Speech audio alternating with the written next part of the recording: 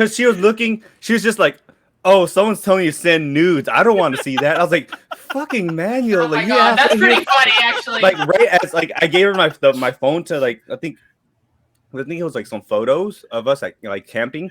And she just sees she sees like the pop up, bloom, send nude. She's like, "Oh, I don't want to see that. Why is someone asking?" I was like, "Oh my fucking!" I was like, "That's my friend." She's like, "Sure." I was like, "Son of a bitch!" And she was like, and the funny thing is she was not my sister-in-law yet, right? This is right as they're negotiating for the wedding, like during my brother's wedding, and I'm just like, "This is so." I was like, as soon as she's barely becoming my sister-in-law, and this is the first thing she sees is send nudes from Manuel. And I was like, "Fucking fuck." I'm the best friend ever, aren't I? You're wild. I know Manuel said that too, but I was like, my sister's like, because I was driving, I was like, "Hey, can you change?" I forgot we're live, by the way. Oh, it's send okay. nudes, everyone. Actually, don't do that. I'm pretty sure that's exactly what a ton of streamers get in trouble for saying. So yeah, I'm not gonna take that back. What? You said nudes to me, I'm blocking you immediately. No, I said for them. You're okay. You're saying to people who are okay. I thought you meant me. I'm like, I said for them to send us nudes, Callie. Yeah, that's literally what I said. Yeah, okay, that makes sense. Hold on, I need to open everything. God, I'm choking. Oh my god. Death at 6 p.m. Going back to our roots. Yeah, nudes. Nudes are our roots. How do I look at chat? All right. Hold on a second. I think today I'm just gonna keep all my videos in. I actually cut out like 2 of them, but I'm just gonna add them in anyway, just to. I'm gonna put that we're live everywhere. By the way, Pleiades is showing up. That's not a false advertising. Yeah, Pleiades is having video trouble and his computer crashed. Yeah, so let me just. And I'm gonna go get my leftover okonomiyaki for dinner. I'm excited. I remember when oh my god! I just realized that it's using the wrong microphone, isn't it? Oh my god, it is! That's why you guys couldn't hear me when I was talking to you. Oh yeah. That's why it's not echoing. Talking to you, like in the room, thinking that you had this microphone, and I'm so stupid. And I was like, "Why are you guys talking over me?" Like in my head. I know, we don't like Callie. Yeah, that's. Yes, it's this mic now. I might switch it back because it's actually a way worse mic, but. Or like being mobile, like being fresh, flirty, and mobile. Oh my god! I just remember that one time when you were you had that mic on, and I guess you forgot that it was on. So when you were setting up the green screen, you just hear Callie fighting for her life, struggling with the green screen. I don't think I forgot there was a mic on. I don't know what you're talking about. Yeah, you did, because I was all like, "Oh man, listen to Callie go," and you're like, "You can hear me?" Oh no! But no, it was like me heavy breathing.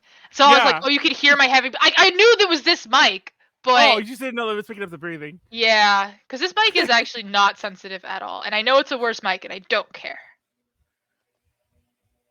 Callie fighting for her life was still a funny moment. I kept thinking about that meme.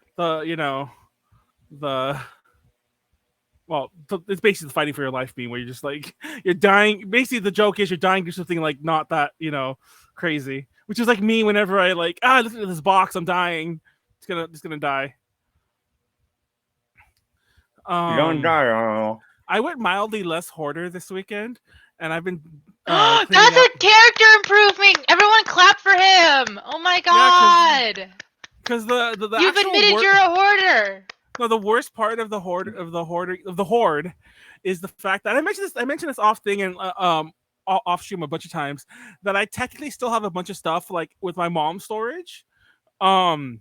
And I guess I'm trying to get rid of that or get a smaller one. I'm not sure exactly which. But obviously, part of that is like, get your shit out of there, Manuel. So I went through it. And first of all, I was shocked how much I had there. I'm like, how did I ever have this much stuff on top of what I already was getting rid of? I'm going to start drinking. I'm going to start drinking too in a second. But TLDR, I threw away a lot of shit. And I probably triggered some people because I threw away a lot of if anyone is a fan of McFarlane figures, Todd McFarlane did a bunch of figures in the early 2000s for he did Frankenstein or Wolfman. Keep on talking, we can hear you. That was just them looking in his design, and I had a bunch of those boxes, threw them all away because I'm like, they weren't worth too much, and it was not worth my time or effort selling them. I was like, Peachy Prate's putting out a video. Well, they've been working on their original song for 2 years now. Well, they're putting it out. That's progress. Didn't hear that from Manuel, but yeah. How long? Well, I think they teased it before. To be fair, it's not like I'm like hinting at throwing it out there, but yeah. A PG Parade did what? They've been coming back for the past month, actually rehearsing and getting shit back on track. Oh yeah. Oh really? So they I mean, I thought a lot of them were gonna graduate. Did they not? Or this they already did. I mean, half of them did, and half of them are a bunch of new people. Well, not a bunch of new Sylvia. There's Sylvia said some funny ass shit to me. Because I was just like, say? Good job. Because she, like on her story on Facebook, she was just like, I was just like, good job, because they're like back at the studio. She's like, what are you talking about? And I was like, what? What do you mean? And she's like, oh wait, I guess on your computer you can't see that someone replied to your story, because she thought that I just went out of the blue to just say good job. Oh, and I felt like she's just like, oh, I'm sorry. Pleiades is back. Sorry, and then she just stops. I've done that. I've done that to. What's no your one checks face? the private chat. I've done that. Because they won't. It only show. I can only look at either private chat or the stream chat. Oh, I can open this. Hold on, let me open this. Oh, there it goes. Manual. Oh, that's the wrong thing. Manual having character development. But no. But yeah, TLDR. I threw away a ton of shit. And I'm still not done with this. A lot of stuff I have to like sell. Like, and by sell, I don't mean sell online, because I'm not about that life.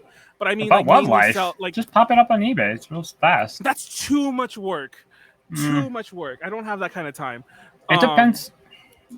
I'm just gonna take it all to like Book Off and let them deal with it, and they can give me pennies on the dollar. I don't fucking care. But like, I still have a ton of manga. I'm like, how did I still have manga? I'm like, who left these back here? The manga are worth listing. Just put them all as one complete collection, and then force somebody to buy all of it at once instead of doing individual with that. I'm taking them to Book Off. For those who don't know, Book Off is a used bookstore that deals in weeb shit. Just take them over there and just dump them there. And it's like, it's your problem now, Book Off. You can deal with dead media. But yeah, I was I threw away. Oh, if anyone was a fan of, speaking of dead media, if anyone was a fan of like video game magazines or anime magazines, boxes and boxes all thrown away. Like America. If anybody's a fan of this thing, I destroyed it. Yeah, Nintendo Powers. I had all these Nintendo Powers in the trash. Quick question. One day, it's going to be like a year or like several years from now, and I swear to God, those are going to like turn up. Well, the thing is, two things. I sold a bunch of my DS and PS. I sold all my DS and PSP games recently during the pandemic, and I learned something through this course. Collectors are assholes. I hated selling the things on eBay because people would be all like, actually, this isn't a C-fold. I don't think you bought this new. And I'm like, I did. C-fold? Yeah, C-fold. By the way, for those who don't know, I learned, I didn't know this myself. For those who don't know, things are sealed two ways. One's a heat, with the heat gun, or with the C-fold, where it's like, folded and kind of like glued. DS games and PSP games usually come in one or the other, and apparently some collectors know, and I'm like, I swear this was new. It's like, I don't know what the fuck to tell you. I don't want to open it because then it's not new anymore, but like, some of them had a price sticker on it, and I'm like, you think I worked at Target and put that on myself? Dog, that's where you just put like new. But my point is, I've had a lot of people like argue with me on eBay, way too many, and I'm like, I'm just fucking done with it. It's like, that's what I mean. Just put like new, and it says like has no noticeable like scratches or anything like that, and then boom, it'll like go. I've done it a million fucking times. There were some games I made a killing on. I mentioned in the past. There's this game called Little BBQ's, like Little Red's BBQ something. It's a budget game. I bought it for $10 at Kmart. It still had that $10 sticker on there, and I sold that game for like $200+. It came out to about $200 after all the fees, but yeah. It was insane because I'm like, I paid dirt for this. And the game's trash because I've played it as a ROM. So I'm like, why do I pay for these things? The game sucks. Honestly, collectors are stupid. No. Well, like, first off, if there's a limited run of it, like, that's really all you need to know. But also, I will say this. There's a game called Cubic Ninja for the 3DS. But, I have that game. Guess what? It was... Found out that CVS is down the street over there. Remember what the Denny's back door that you can use guys, to modify the 3DS's menu and everything. And then once people like found that out, the price of that game shot up 5 times. Yeah, I think I bought the game during the initial fervor of that, but I have that game. But now you just hack it. Like Nintendo hasn't updated the 3DS firmware like in 2-3 years. I think they took down the 3DS store, probably. You could still get your account banned because there are ways to put like tokens, they're called tokens, onto your profile so you can get like free eShop games. Because no one has cracked the eShop yet. No one has figured out how to get free digital games. Even if you have the files. Back in the day, figure that out yet. Oh, okay, because I was gonna say back in the day, they must have changed it from like the Wii days because it used to be with like the Wii, if you like mod it or whatever, you could actually install like your own like. It was kind of like a replicant of like whatever channel of whatever like file that you would download from the online shop, and then it would just be installed onto your device. You could even like do your own thing, but the thing is, it would take the form of those kinds of like files. Yeah, the Wii eShop is hacked. The DS store, believe it or not, the DSi, like the DSiWare and 3DS eShop have yet to be hacked, which is amazing, especially for the DSiWare, because that's been around for like fucking 15 years and they still haven't like figured out how to like do that. Honestly, probably lack of interest. Honestly, yeah, it probably is because there's not that many. The games there are really small, and they're like the only one that people even care about is they released a version of 4 Swords, like the Game Boy Advance game, but that doesn't require obviously owning 4 copies of the game or 4 Game Boys. You know, you could. That's such a cool concept. Yeah, I play that with Tipu a lot, and it's so annoying because like he's the kind of person who like fucks you over for rupees. That's the whole point of that game. And I hate that game. It ends friendships. Why is it whenever you have a Legend of Zelda 4 Swords? 4 Swords. I'm gonna sneeze. Bless you. Bless you. And that was a loud sneeze. Nice sneeze. Good sneeze. Good sneeze. God damn it, Callie! Don't patronize me. Like I don't know what you're talking about. Somewhere I feel like lower your guys' volume, huh? Oh shit! Is it loud? He met. What is this? He met really hard. No, because when I have you guys on max, I'm like, it's okay. I was just wondering. But no, I've had people like. By the way, eBay's really annoying when people do returns because like there's no way to like fight it. This dude's like, oh, I don't like this game, and he filed a return, and I'm like, wait. So I have to pay for the return and everything like that, and pay for the fees, and like I'm just fucked. And yeah, basically you are. It depends. No, it doesn't. You try to fight it, but it never works. Like, I mean, it's very rare, but like usually, honestly, that doesn't happen very often. So yeah, I remember back in the old days of eBay. I used to use eBay a long time ago. I think the first purchase I ever made, which I can still see because I still have my very first. The account I use is my OG account. I think the first purchase I made was like in 2000 or 2002. I'm gonna leave for a little bit. Very good. Why? Just because the thing is that I'm afraid that my volume on my presentation is gonna be too low versus you guys. Oh, okay. And for some reason, it's because you guys are all on Google Chrome, so I need to open one on Firefox so I can lower you guys, so I can actually keep. I got you. Okay, that's fine. Keep track of them. I'll be right back. The fuck was I saying? Real fast. I was talking about eBay right now. I don't know how I got. I suppose Callie has to stop me, but I remember the first times I used to buy things. Sellers would do this thing because back then the sellers could leave you feedback, and they could leave you negative feedback. Well, okay, let me phrase that. Of course, they still can. Negative feedback. They still. What are you talking about? They've always been able to do that, and they still can. That's what eBay is. No, you can't leave a seller negative.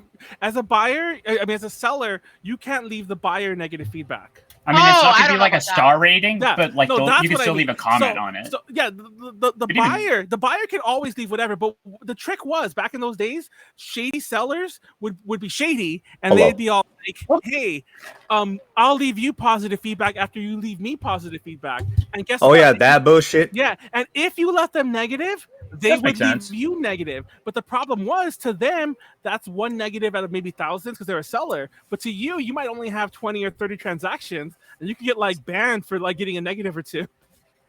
But here's the thing, though, when it comes to eBay sellers, like if you don't have at least like 99.9% like positive rating, it looks really shitty compared to somebody who's like 95% positive. Because then it's like, oh, this is a selective scammer. like here and there they might like do this thing. I don't know. I fucking I don't like eBay. I hate that eBay is one of the few options. I'm surprised we haven't evolved past it. And I know some people out there screaming at me about Amazon, but besides Amazon, besides the whole Jeff Bezos thingy, the only real way to make decent money off Amazon is they have this process where you ship them the stuff and then they sell it for you. The overhead on that is fucking murder. There's a ton more fees. It's way more expensive, and if you do the option I just mentioned, you could lose a ton of shit. Like the buyer could be like, oh, Amazon's dealing with it. They could be like, oh, go ahead and keep the item. We refund you anyway. It's like, what the fuck you say? Keep the item. It's like, that's my item. Give it back. Amazon's doing the customer service, so they can say whatever the fuck they want. I actually technically still have an Amazon store going right now. I used to do tons of transactions, or not Amazon, eBay transactions. That is, but I just have like this huge backlog of like inventory. And the thing is, like, I tried looking at every different like way that I could like sell it, and Amazon was one of them, and it was a fucking nightmare. I was like, as much as eBay pisses me off, it's still like preferable to Amazon, if for no other reason than just like the overhead. And honestly, like, I don't know, it's like simpler, but you're right. It feels like we should have something else. Yeah, I'm just so like I guess technically stuff like OfferUp and like what the fuck's the Facebook thing where you sell those are sketchy as shit to me. Yeah, exactly. Most of those are scams. Like all I ever see when I click on that, or people say it's free, and then when you click on it, it's like, oh yeah, it's actually here's all the prices. Because they list it as free because they don't have to pay fees. So yeah. Facebook Marketplace is what it's called. I just remember something in my head. By the way, I was gonna say a long time ago. I remember if you ever go to Pizza Huts in Japan, most of them still have the buffet, which only some locations have in the US. Those are nice. And one of the pizzas I love that the buffet had was the okonomiyaki pizza, and it was basically what it sounds like it is. It's the okonomiyaki pizza. Also, that's the place I mentioned. I thought I was eating pepperoni pizza, but it was tuna pizza, and I was like, "Oh, this tastes odd." And then I realized it's because it was. This is the worst pepperoni pizza I've ever had. This pepperoni tastes fishy. Man, are you guys ready to not talk about this? Hi everyone. My name is Manuel, Hello. the internet's favorite cryptid, and I want everyone to know that if you do drugs, you're gonna go to hell before you die. A what? Have you ever seen? You're gonna go to hell before you die? Yeah, you ever seen that? This is drug CSA where Captain Lou Albano, who's dressed up as Mario, he's like, "Hi kiddos, this is Captain Lou Albano." I might say Mario. This is Captain Lou Albano here to teach you about drugs. It's like, don't do drugs like that. And remember, I'm a boomer. I'm not a boomer, so no, I've never seen this. Like, I've never seen it in my youth either. I just saw it on YouTube. But it's like, I remember, kids, if you do drugs, you go to hell before you die. And the whole idea, obviously in my head, it took me a while to realize what he meant. But in my head, I'm like, is that a threat? It sounds like a threat. I thought it sounds like a threat to like, me. no, it's a promise. The obvious idea is that the drugs are hell. But yeah, anyways, Pleiades, introduce yourself. I'm already in hell. Why do you think I'm taking drugs? So Tojo, it's your boy, the bass bear and the Lord who's reigning king of hearts. But you all know me as Demon Lord Pleiades, guaranteed listener, head writer, treasure box press. Follow me on Twitter and Instagram. PLEIA_DS.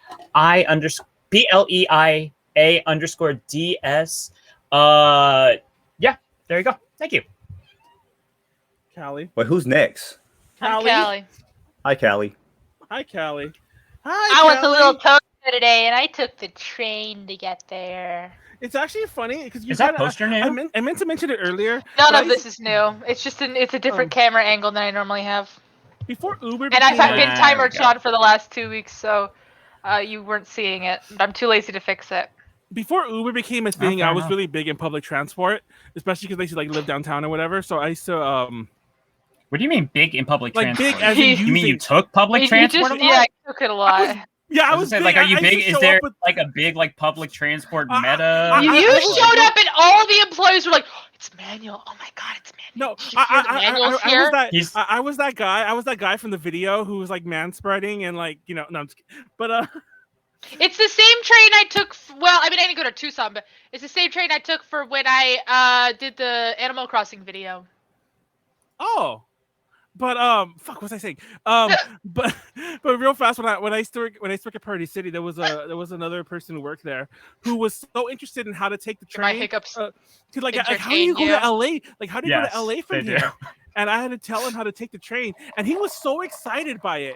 And like he took Trains are so fun. Who doesn't all love a these pictures. train? He took all these pictures and was sending them to me and posted them on like social media. And I love thought it was so trains. funny. And like to me, that's just my daily nonsense. But to him, it was special. Trains are great, and on the weekend you get you just do a $10 pass, you get unlimited train rides. It's fantastic. Are they charging? Because I know Metro doesn't charge right now because of the pandemic. I don't There's know what the actually- fuck you're talking about. Metro absolutely charges. No, they okay. I don't know about the rails. That's what I'm saying. Metro Link is another thing. Okay. But Metro, like as in like, for example, you walked, but there's another train that goes to Little Tokyo. And then you take that gold line to Yeah, Little Tokyo. that specific train I don't think charges right now. Well, that specific bus doesn't charge right now because of the construction. It has nothing to do with the pandemic. I read an article about it. If you take it the other way, though, if you take it the other way towards Pasadena, it still doesn't charge. I know, but it's. I'm saying that is specifically because of the construction. It has absolutely nothing to do with the pandemic. But supposedly, there's been a move to like. I think it was because of the pandemic, and people are wondering when to start charging. They're talking about just making it free. I have no idea what you're talking about. As far as I'm concerned, Public everything transport. I don't know about buses at all, but the trains have been charging the whole time. They never stopped charging. Maybe there was one of those things where it's like, hey, if somebody doesn't have it, then let's just like go with it. But like, what are they gonna do? No, they will Arrest absolutely you? kick They you will off arrest the you. train. fuck, all right, shut my mouth. I've watched people get arrested. Yeah, I think in the video you have, didn't somebody get kicked off because they didn't have a thing? In my Animal Crossing video on Double Dorks DIY, on Somebody's getting video, stopped. I have There someone we getting go. arrested Yeah, like for, somebody's like being taken being away. a stowaway. So Yeah, Callie that's has me. How did you not make that into like some form of TikTok? Oh, Warren, introduce yourself. Oh yeah, Warren, introduce yourself. What's up, guys? My name is Warren, aka Frederick Batman, aka that dude, but not that dude. And oh yeah, I forgot, aka Too Many Names McGee. And I'm finally back on DTL on the regular and back to streaming again. Woo! Yeah, I still think the Wednesday. Because I'm back home. Even though technically we were talking about it last night, I still think we're gonna go dark this Wednesday because I have a lot of shit going on this week. Mainly, I still think storage. To be honest, the storage I talked about at the beginning of this. So the Wednesday stream might still be delayed. So you can still only like 1 week, not like forever. No, that's fine. Anyway, That's actually Tell me, it actually like, works out. Send me pictures of whatever. Oh no, just say it actually works out. So Drink Talk Learn, for those who don't know, is a thing where we all have presentations. We present. Timertron keeps track of our time. I should probably We bring drink- up Timertron. Yeah, we drink every 3 minutes, and then we drink every minute thereafter. There's a verbal opposite, of course. He gives us drink more, and that's pretty much it. There's a soft 30-minute Come cap out because and there is play. you gotta do the bottles. You gotta do the bottles. You gotta like. Clink, clink. I'll be honest, I have not seen the thing that I'm referencing. I only know really? from other people referencing have you it. never see, watched? yeah. You never watched the Warriors? Yeah, pretty TLDR tight. is from the Warriors, and there's this one. That's a there's this piece of dude- Western media. fucking weeb. It's- There's this dude who's the leader of like not the leader, but he's like involved with one of the other gangs that's like hunting him down, and he has like bottles, like glass bottles, each of his fingers. He's like, That Warriors, guy's a bitch. come Fucking hate out that and dude. play, and he's like clinking them together like this. And It's a he gets thing. and he gets more and more. Come out to play, and then it just gets more intense. It's pretty tight. My favorite use of that reference is in the hit acclaimed My Brother and Me television show, which you can watch completely for free Only online time because it's the on. thing that the company that made it went out of business. Oh? There's a part where they take over, like the police in the little tiny Wait. town they're from take over. The police in the little tiny town they're from. You say my brother and me? My brother and me. My bim bam. Oh, my brother, Also, Pleiades, your sound is so delayed from your video. Your sound comes so far after your Amazing, video. I love it. Oh no, he froze. No, but he's like talking and his mouth moves. I mean, wait. His Oh no, mouth you're moves talking way like me earlier. yesterday from in D&D. I know. Remember that? Remember when you were doing the Bruce Lee thing? Okay, How now about you're now? fucking You fool. over. Nope. Haha, you fool. Better idea. Hold on. So they so took lit. over this children's like practice driving course. Now, Wait, Do it. Talk. banana, Yeah, banana. perfect. Bananas. Okay, go on, Callie. And so they're driving these tiny little cars, and they had been like, this is my area, this is Duckburg, and then the other one went into Duckburg, and he's like, oh, Duckburg, come out and play in this tiny little children's car. It's a podcast. It's a podcast that got made into a television show. Oh. No, if you remember that was the show. The television show is so fucking funny. Well, it wasn't that Highly show. recommend, like, you are like sick in bed or something. It's like the perfect thing. That would have been perfect for me They're yesterday. the ones who do that. Who I only know about them because I was doing research when we were starting Drink Talk Roll to look at other streams, and I came across the Adventure Zone. And if you remember, that was we talked about this offline, but that was the whole thing where like they had a The Adventure Zone is my first McElroy's and D&D anything. That they had, one of the characters was like looking for like was trying to invent. My brother and me is literally 3 brothers, and they're the McElroy brothers. And but TLDR, That's their last name. The whole thing is that people were saying that one of the characters who was trying to invent the taco, it was racist that it did not make them Hispanic. And I'm like, okay, that would have been racist, especially because the white guy's playing them. But, No. That's not what it was. That's not what it was.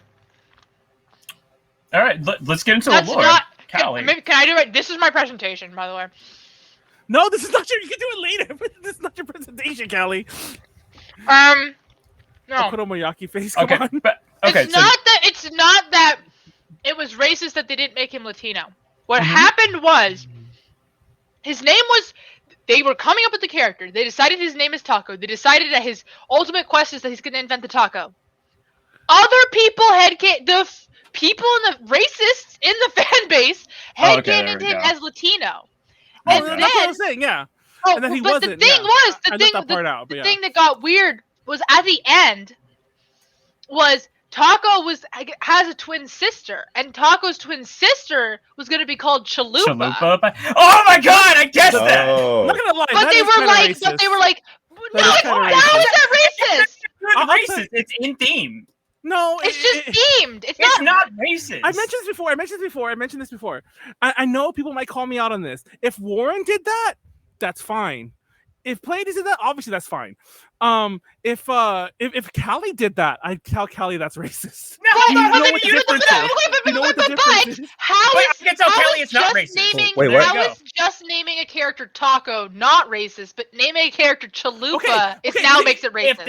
Okay, because if you name the character just Taco, you might just like tacos. I could, but the fact that you name another one Chalupa, then it becomes like no, it's no different.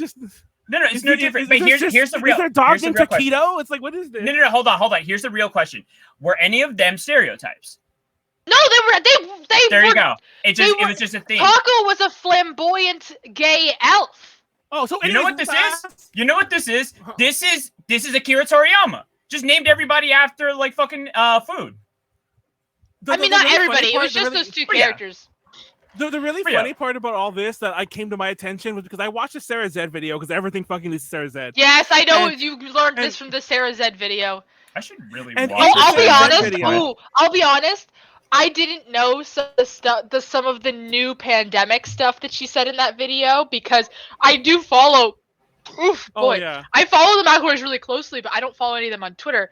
For the exact reasons she pointed out in that video, which is that Travis, the middle brother, is kind of insufferable. Yeah. And that, by the way, comes across on the podcasts as well. And it actually got to the point where the other 2 brothers have to like do work on the podcast to not make their brother seem insufferable, which is a little brothers. Rough. That's brother stuff. I know, but it's like oh my god, like he's why like. I mean, to be fair, I'm just hearing this like as a third party. To me, that sounds almost like that'd be kind of like part of the charm, where it's like. Well, they do. They try to make it part of the charm. They make the charm. They've turned it into a bit where when he makes a joke that's not funny, they roast him for making a joke that's not funny.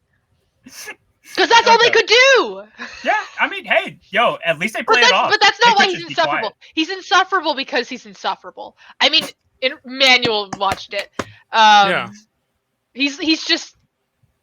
Oh my god! The thing that made me cringe so hard was when she talked about how he was. So he started streaming a lot during the pandemic for some reason, and I guess he decided to play Among Us with a bunch of streamers that he just didn't know. And I cringed so hard. He got voted out as like a joke, and then he made a big stink about it. And because he made a big stink about it, they kept voting him out because he was being kind of annoying. And then he did like a 7-minute literally like talking down to them like they're children, like.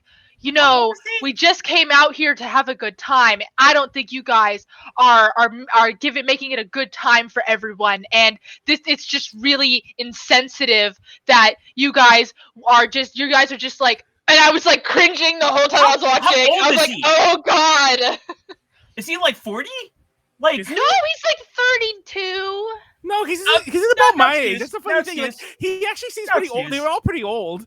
But it's funny because I'm bringing that up. Okay, he's like 35 or something. I don't know how old he is. That's like some super boomer shit. Going back a little, I remember like one of the things I took away from it because like people were like, oh, people were upset with the. Well, once again, this has come through Sarah Z, so I don't know how accurate this all is.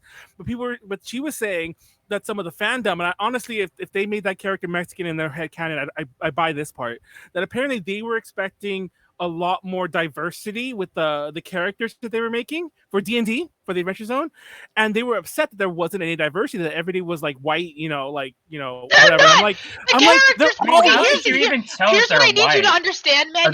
The characters do not have a canon skin tone. So no, because they're like drawn or something, aren't they? There's a comic. The drawing is I'll show you. Okay. Well, okay. Because at the same time, I will say. This is all coming through Sarah Z. The diversity was about more like gender and sexual orientation. It had nothing to do with race. How about we not focus on the person, but like the idea, like what is the individual thing? Okay, you would have that. Of course I do. I love the Adventure Zone. I have all 3 volumes. There's actually 4 volumes out there right now, but my stupid fucking. Also, skin tone doesn't always indicate like race. Like, it's an audio podcast. Yeah, they don't have canon appearances in any way. They eventually apparently made that taco person blue to like appease everyone. Actually, how it happened was in the first sketches they released of this, Taco was white for some reason, and they just made him blue. That's fair to me. I think it's fine. There's a character. There's a show called The League, which is entirely about fantasy football. The League is one of my favorite television shows of all time. Taco. There you go. Taco. There's literally a character in The League that's named Taco. Like, just Taco. Like he's just like he's a white guy, by the way. Like white. Like not he's like a Canadian French guy in real life. He just happens to like be named Taco. There's also, you know what always bothered me?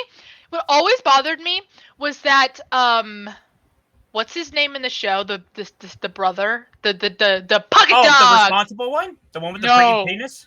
No, the fucking crazy guy. He's not part of the main dude. Oh, the one who like plays every single crazy guy in everything now. Well, yes, I know his real name, but I don't know his name in the show. Right, yeah. But I know you're talking about. Warren, get your presentation ready. I just realized, Warren, get your presentation ready. I think we all accidentally because. In the show, he plays Latino, and he doesn't look Latino in any way. In fact, in real life, he's Greek. But he looks Latino to you? He could pass. He looks Middle Eastern to me because he is. Here's the thing, like there's a lot of different varying stuff, and also it's just like, okay, is this skin kind of brown? Like, all right, whatever. I didn't really think about it twice, but also like I'm not gonna lie, he kind of reminded me of like. I could see myself having a crazy uncle like this. Or like I know several friends who are like, yeah. That guy, his name's I'm so stupid. In my brain this whole conversation I've been confusing his character's name with his real name. His character's name is Rafi. Yeah. The real guy's name is Jason Mantzoukas. What are you talking about? We're talking about a television show called The League, which was really good. And by the way, I don't know if you knew this, Pleiades. The League was improvised. Really? Wow. Every episode was improv. Like they had a storyline. They had story beats, but everything was improvised. But all of those people are improv actors. That's why the show had that feel to it. Because one of those guys was a writer on one of her shows, and I'm pretty sure the guy with like the ball head. But I will say Paul Scheer. Yeah, the Rafi, whatever. He's like. By the way, Mark Duplass, one of the main characters. Now he's a famous guy. Now he's just a serious director, like actually. For everybody out there, what's it called? Invincible. God, what was that hero's name? The only brown hero in Team. Is that the guy that was throwing the coins? Yeah, that's it. Shit that's that Rafi. guy. Okay, that guy. He's also in Wait. Sorry, Jason Mantzoukas is in Invincible. Yeah, he voices the guy who like makes all this shit blow up. Yeah, that's it. Oh fuck! Now do I need to actually watch this because I really didn't watch. Invincible's pretty tight. It's pretty tight. He also is pretty much his own. He's pretty much the same character in all his roles. He also voices a shitty college teacher in Close Enough, which is like an adult version of regular show. Fucking amazing show, by the way. If anybody is like it, like just fucking watch it. It's great. I love Jason Mantzoukas. He does a weekly podcast with Paul Scheer and Paul Scheer's wife, June Diane Raphael. All three of them are so fucking funny. They are some of the. It's called "How Did This Get Made?" It's a shitty movie review podcast. Oh my god, they're the best. Right the fuck now. Holy shit. Warren, I'm so excited. That's how I get my Jason Mantzoukas fix. I don't know how this happened. Maybe that's just Callie. Callie, you're done. Awesome presentation. Thank you. What? No, fuck that. No. Because Callie said she didn't have anything. That's why I let you go. I was just like, don't have one. Yeah, that's why I let Callie go. It's okay. I don't either. I just let the league studied an upright. Yes, all of them were in the Disaster Artist because Yeah, I mean, it tracks.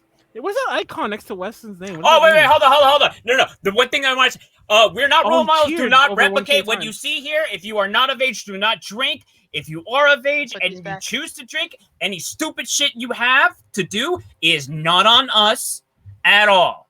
It's on your parents. Also, none of us are sponsored by any alcohol companies or anything related to that. It wasn't obvious. But Bacardi, if you want to call me. Listen, ever since XQC said that one shit, I'm like, I'm putting this in here. Also, Bacardi's his baby dad. Remember, if you do drugs, you go to hell before you die. I'm already in hell. That's why I'm taking drugs. What are you doing? Are you acting like Blair Witch over there in the corner? He should start his presentation, but I'm just wondering if there's a manga I could talk about for a presentation, if you're going to make me do one. Because like Callie's like cornering it up over there. Yeah, that's kind of what I'm thinking. They can see me. Just go sit in the corner. It does kind of look like I'm just standing in the corner, but I'm standing in front of my manga. Strut. You're gonna ask you're gonna start strutting. There you go.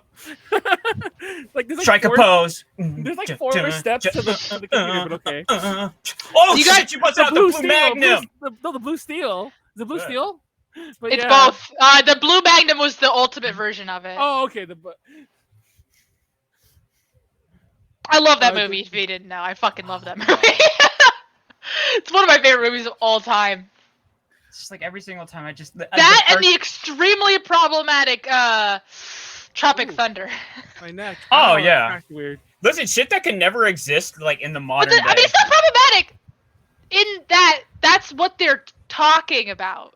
No, yeah. It's actually making fun of people. It makes fun of the people who do the thing. Is the thing. Yeah, it's ironic. Ah, shit! I need to pee, but I got no toilet. Can you toilet? Yeah. Oh, we can't hear shit. Okay, let's take a poll. Do I pee outside? Right this second, Warren, you are sharing the window. You need to back out and share the Chrome tab. Yeah. Oh. Okay. And also check share computer audio. Do I pee in the sink or do I pee outside? Outside. The floor. You got to drink from that sink. Well, it's a bathroom sink. I don't drink from that. Okay, I know something we can talk about for a presentation. I mean, I have. I've rinsed my mouth from it, but I don't drink. Have you ever rinsed your mouth with pee? That's disgusting. What the fuck is wrong with you? I don't think you rinse. I feel like if pee's going in your mouth, you're probably. Well, actually, I have no familiarity with that. Apparently, area, one person said that should pee outside so far. There's actually a poll going. Man, that's so Oh, weird. that's so weird. Okay. I've tried to pee outside, but it's just like I pooped in the bushes of my church once. How did that like? How? Did you have difficulty? I mean, it's a squat and push, no matter what, pee or poop. See, like I try to like. It's this. Anytime I try to like pee or go in public, and you gotta score really far forward. At least I do, because I can't aim. Yeah, it's just like my muscles is like some reason just like this shouldn't be happening outside where there's. Oh yeah, air. you have to get over that though. You just have to center yourself. Callie, what if I could poop anywhere? What if your life depended Well, on? I can Callie- barely poop in a toilet, so honestly, Callie- a push is not much different. Yes. See if I can share this again. If the sound doesn't work, then I'm just gonna switch. You back to didn't do Chrome. it again. You didn't do the right thing again. This is lame. Okay, never mind. It's because you have to choose Chrome tab. It's like a specific tab. Not like no, app. Firefox doesn't give me it. Doesn't give You me. have to switch this, and you have to call us on Firefox and have your presentation on Chrome. That is so lame. Okay, I'll be right back. I'll just see go what back I on thought Chrome. you were doing when you were. Yeah, you just switching open it earlier. on Chrome. Should be good. Yeah. Yeah. Let's see. Well, this. Oh, also, by the way, you can have multiple. Like, you can have melon. I don't know what you're doing, but that's right. You were changing it because of audio issues. That's right. Yeah, so it's okay. I'll be right back. Actually, what happens if I called here? Oh, actually, I can't show you. I can't show that. I'm sorry. Oh, so sick. You Okay, show I'll be right that back. look like porn? Damn, that was some good ass titties. No, it's showing the The original link to issue thing. with this wasn't the original issue with this that the audio was off. Mhm. So didn't you change the audio levels between the internet browsers? Just do the thing I said earlier. Leave us and switch them. I had to switch them again. Okay, I guess. Yes, you gotta switch them again. All right, I'll be right back. I'm really confused what he's doing, but okay. That's because you're a boomer. No, I mean I get on paper what he's doing, but I'm confused why he's not. What? Doing There's it no a different paper. way. What are you talking about? It seems like Are you he's talking doing it about more that thing that complicated. people used to like use implements on and like. No, pass what out? happened? What happened, Manuel? What happened? Warren's already back. Whatever. I'm not gonna try to explain it to you, honestly. For the record, I don't do paper. I haven't written anything down in ages. And I don't clear up rumors. Where's your sense of humor? Sorry. I don't even own Nice. Who owns a you know printer what? anymore? You know what? Me, I own a printer. I do. Oh, here we go, Manuel. I know exactly what we're going to do.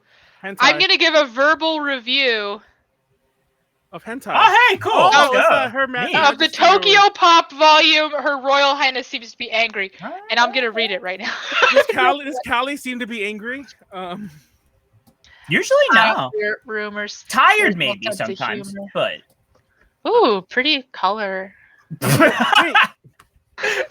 got a full color, like cover Callie's art. 5 years old. I'm tired, you so know I'm a what? little loopy. I understand this feeling entirely. There was an episode of SpongeBob where there was puppets. What the fuck? I don't know. I just looked at shit that popped up on me. You ready, Warren? Oh no! Oh my god. Oh, I should bring up Timer John. No. Do whatever you do not share that. Not press the Oh my wrong god, button. are you okay? It's titties. It's on DFO right now. it's on my MMO game. Okay, I'm gonna exit my. Okay. Leslie said you have titties right by your computer. Somebody put your nippies out. Right here. Cover the nippies. Oh. Okay. Was that Tangy? All right. Okay. Who was that? No, this is from like some old. There's like some old figures from a long time ago. It looked like that girl from Tangy. Oh no, it's not. That's not who that is. It's not Aya. No, it's not Aya from Tangy. It does. I know like what kind of like vibe you're like going on the manual. Wait, are those nipples? No. Oh, no, okay. she has shirt. Yeah, she has. Yeah. On. Oh, she does have a shirt. Okay, it's like a super close up to the boobs. Usually, I can tell like the maker, like the artist, but like these Can are you guys a hear little bit this? older, maybe. Oh wait, we need shirt. All right, I think I'm ready. 1 sec. Caillou? Yeah, Caillou now. Caillou. You're that annoying fucking kid. Is like, why, mommy? Leslie? Why? Smack. God, I'm Leslie? choking. That's the child. Is she still here? Anytime Manuel would try, if Manuel ever had to like teach a child, they'd be like, why? And just fucking smack them. That's why I don't have kids. I'm just kidding. No, I was talking to Pleiades. maybe Remember I we did. hung up DTR last night. That for those who've never watched I Love Lucy, like those don't know the premise. Married couple, Lucy and Ricky, Ricardo, I think is their family name. Whatever. It's all about their marital life. TLDR, there's a lot of scenes in there, and I think there's actually somebody who like edited them all together on YouTube, where Ricky spanks his wife. Yeah. And, Yes, to hear this, yeah. It's wild because like I You're talking about. Echo. Fuck up. No, we're fuck not up. echoing. There we go. Callie was. Yeah. You're talking about a television. Now I can't hear you guys. What is happening?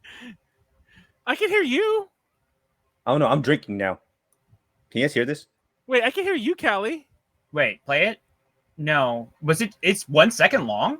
Callie's hiding her face. What's happening? Oh. Fuck, man. I keep fucking this up. Okay. Wait, what's Callie okay, doing? I forgot to turn up Callie's, share like, audio. laughing. Callie, what's happening? Okay. We're good now. Wait, Callie, what's happening? Did you see porno? Callie's looking at porno. I mean, yes, but that has nothing to do with All your right, Callie, I'm presentation. ready. If you're looking at porno, nod your head twice. Nod your head. Callie, if you're not looking at porno, nod your head twice. Yeah, she's looking at porno, guys. Okay, I Wait, don't we know didn't what's see any happening. porno. Wait, y'all aren't? Yeah, I'm just waiting. Manuel wants to know what's Okay, I happening. don't know why it's suddenly working.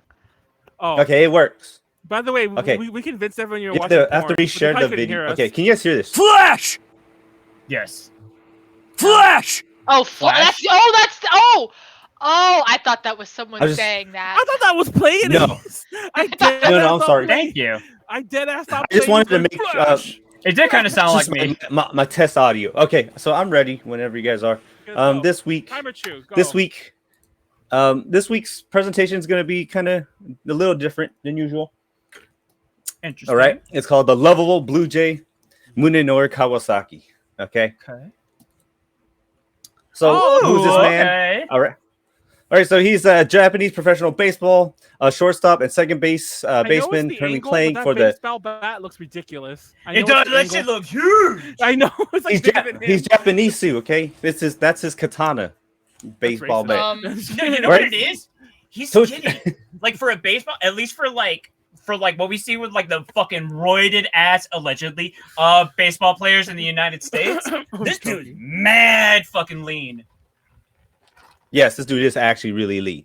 Lean Continuing, he plays for the Tochigi Golden Braves of the baseball challenge league in Japan.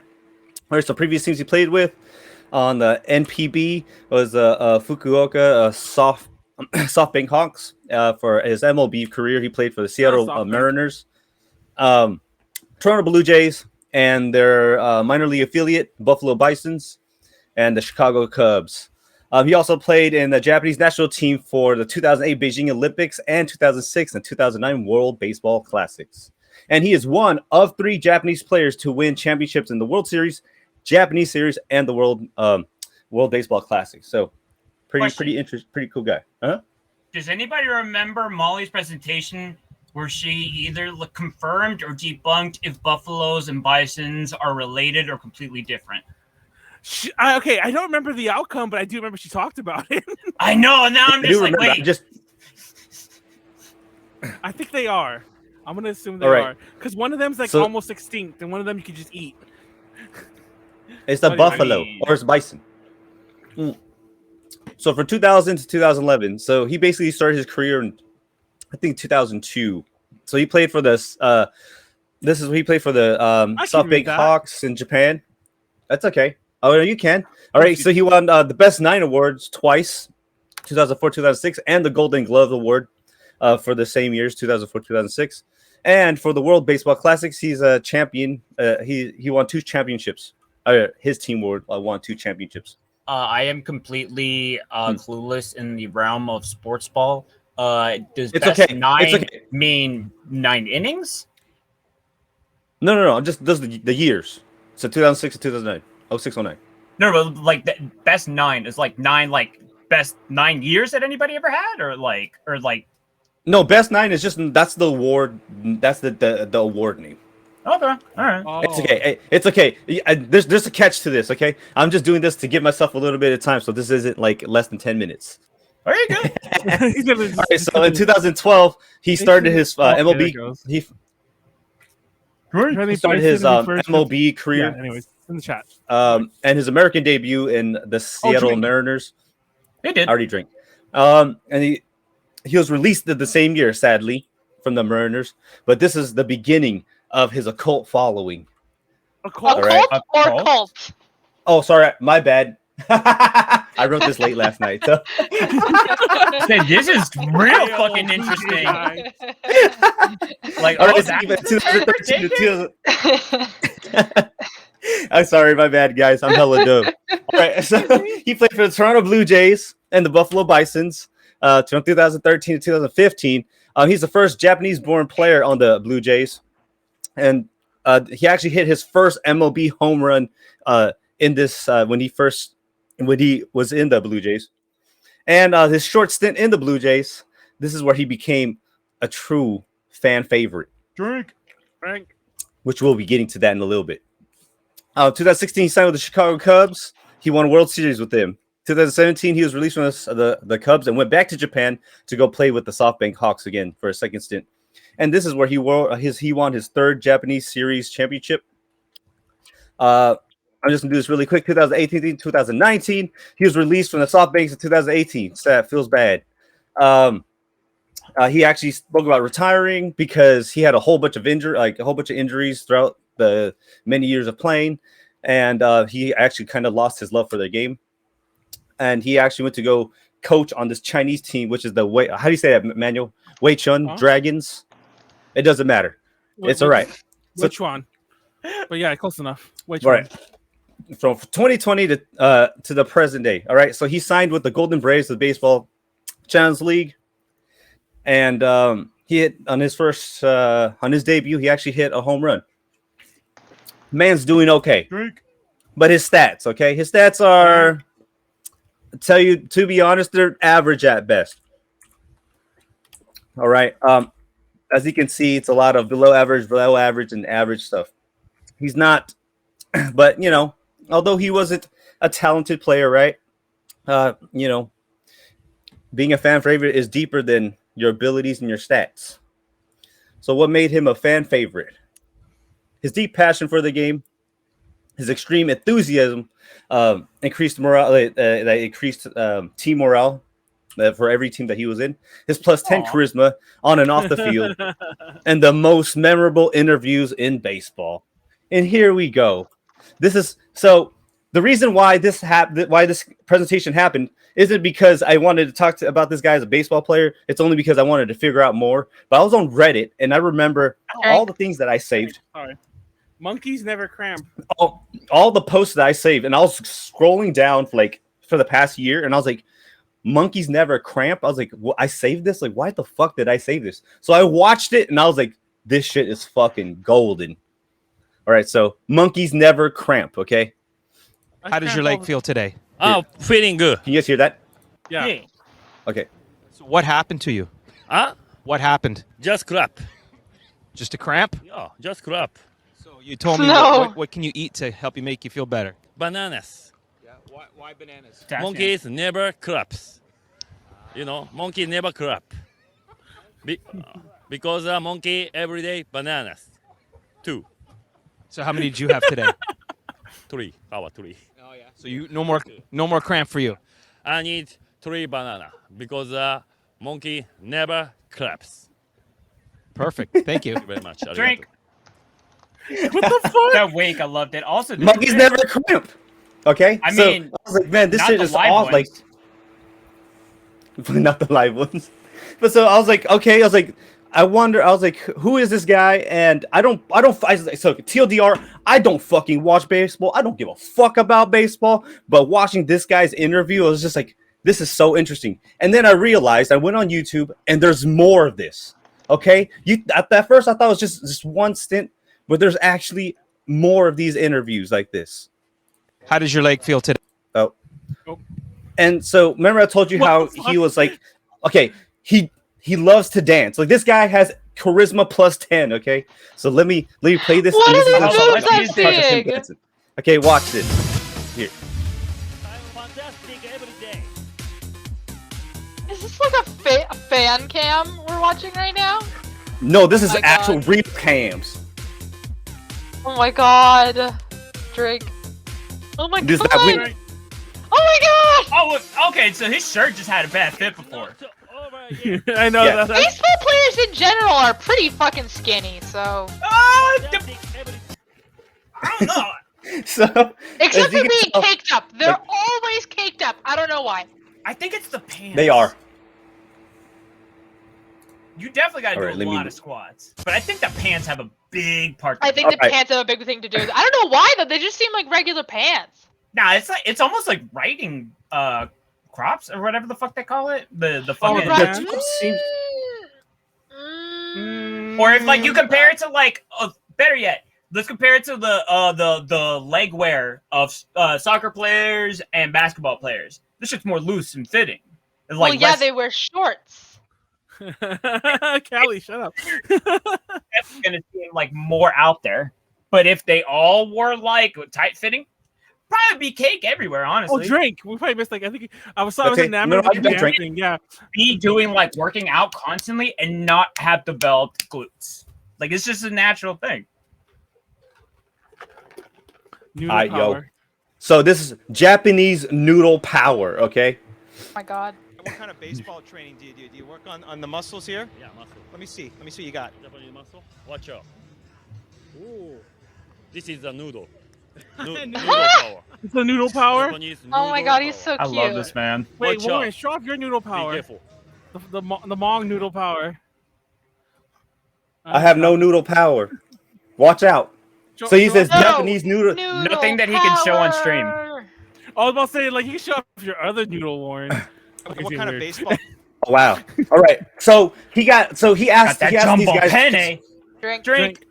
You say chunk of pain? What did you say? No, I said that jumbo penne. Oh, So 2 books, that's bro. better. So basically, he was asking them how's my English compared to the previous year, and this is what happened.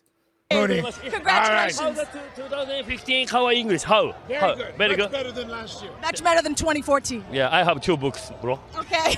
Did he say kawaii English? No, Kawa. Kawa. Oh, How's Kawa? 'Cause that's his short. Kawasaki. Kawasaki. Oh, okay, that's his nickname. So I was like, how's Kawa's English? He's just like, I got 2 books, bro, and just fucking walks Oh off. my god, he's so cute. Yeah, he's awesome. I'm Like, he's- glad that we import Japanese players for into the our season. games, into our team. All right, and this one's fucking players hell. from everywhere. See how many fucking Dominican players are in the Yankees? Well, Dominican Republic is a special case for baseball. I know that's its own thing. That's its own thing. Yeah. Puerto Drink- Rico too. Okay. Puerto Rico's not importing. So this one, That's true. They're Depends just who you Americans. Apparently. Apparently, well, Look, the interviewer is asking him what his goals are. So goals for this season. Okay. I laughed so good in this one. All right, let's go. Goals for the season? Huh? Goals for the season? Ghost? I don't like ghost. Ghost. Because I've Ghost. never seen the ghost. Oh my I god. scare ghost. He's They so asked him what cute. his goals for the season. He says that I've never seen scared. ghosts. Love it. I've scared never of seen a ghosts. ghost. I I'm love scared it. of Oh, that's ghosts. so fucking good. Oh, he's so No, I mean, like, cute. He's a treasure trove. Does he Yeah, know though? everyone's- Because I feel like context clues would have told him he's not about ghosts. Probably. He's just going with it. Everyone He's think probably everybody just online. tired, you know. They're asking him questions in language he doesn't know very well. He's like, "Yeah, ghosts." Drink. I got man. If I was in his position though, and I knew I could kind of like just fuck around, and people would like just, oh yeah, sure, I absolutely would. Like, I just love that he has the charisma to come over to a place where he barely knows English, and he's just doing his best, and everybody loves him. Confidence, this is, yo. It's a hell of a drug. Just win. All right, just win. Hey, we are never scared. Yeah, we are never scared. Okay, we still have very important game to come. Okay, we wanna stay to focus. Okay, don't thinking. Don't thinking. Just swing. Just catch, Oh, throw. his eyes. Just catch. Don't think, everybody. Just win. Just win, and Yeah. you did. Those are the eyes that say he wants to win. It's well, in this interview. The funny thing is, I didn't show this in this interview because it's kind of long. He comes in, they're like, "How are you doing?" He's like, "No hangover today. I want 2 bush parties." I'm not gonna lie, this sounds like something that I would want to do a presentation on. Hangover today. All right, so we're gonna keep on. Okay, so Kawa tells a joke. Okay, so he's gonna tell a joke, and this is a dad joke. So let's go. Oh man, prison is on me, but I try. Okay. I can accept where, but I cannot accept not trying. Does that mean we don't get to hear the joke today? Yes, I have a joke. Okay. Let's. Come on. What did the buffalo? What did the buffalo? What did the buffalo say to his kids before they to the cottage? What did the buffalo say to his kids before they left for the cottage? Yeah, what are you thinking? I don't know, Kawa. Okay, take your time. What's it's okay? Take your time. Drink. Come on. What did he say? Answer? Yeah. Answer that. I want to hear the answer. Yeah. Bisons. Oh! Bisons. I just love how at the end he's just like, he just walks I love off. his mannerisms are so good. He's a man after my own heart. Uses his full body to express himself. Wait, did he do the Buffalo Bison thing? I just realized that. Yes, that's because he's asking, what joke did you learn from when you're with the Buffalo Bisons? And he's like, okay, Bison. What did the Buffalo? Yes, Bisons. All right, this one is okay. This one's the best one. This is the after party they won, and he says, "It's literally we don't need bananas, we need champagne." I love the way he spells champagne.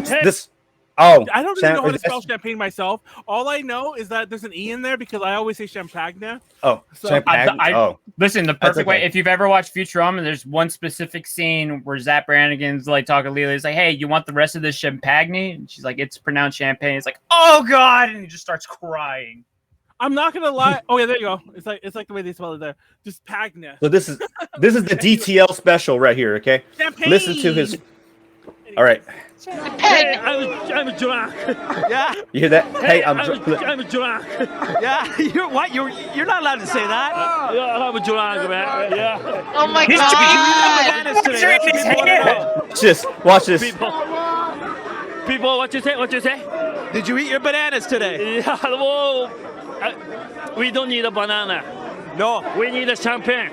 Yeah. Champagne. That's a big dick energy.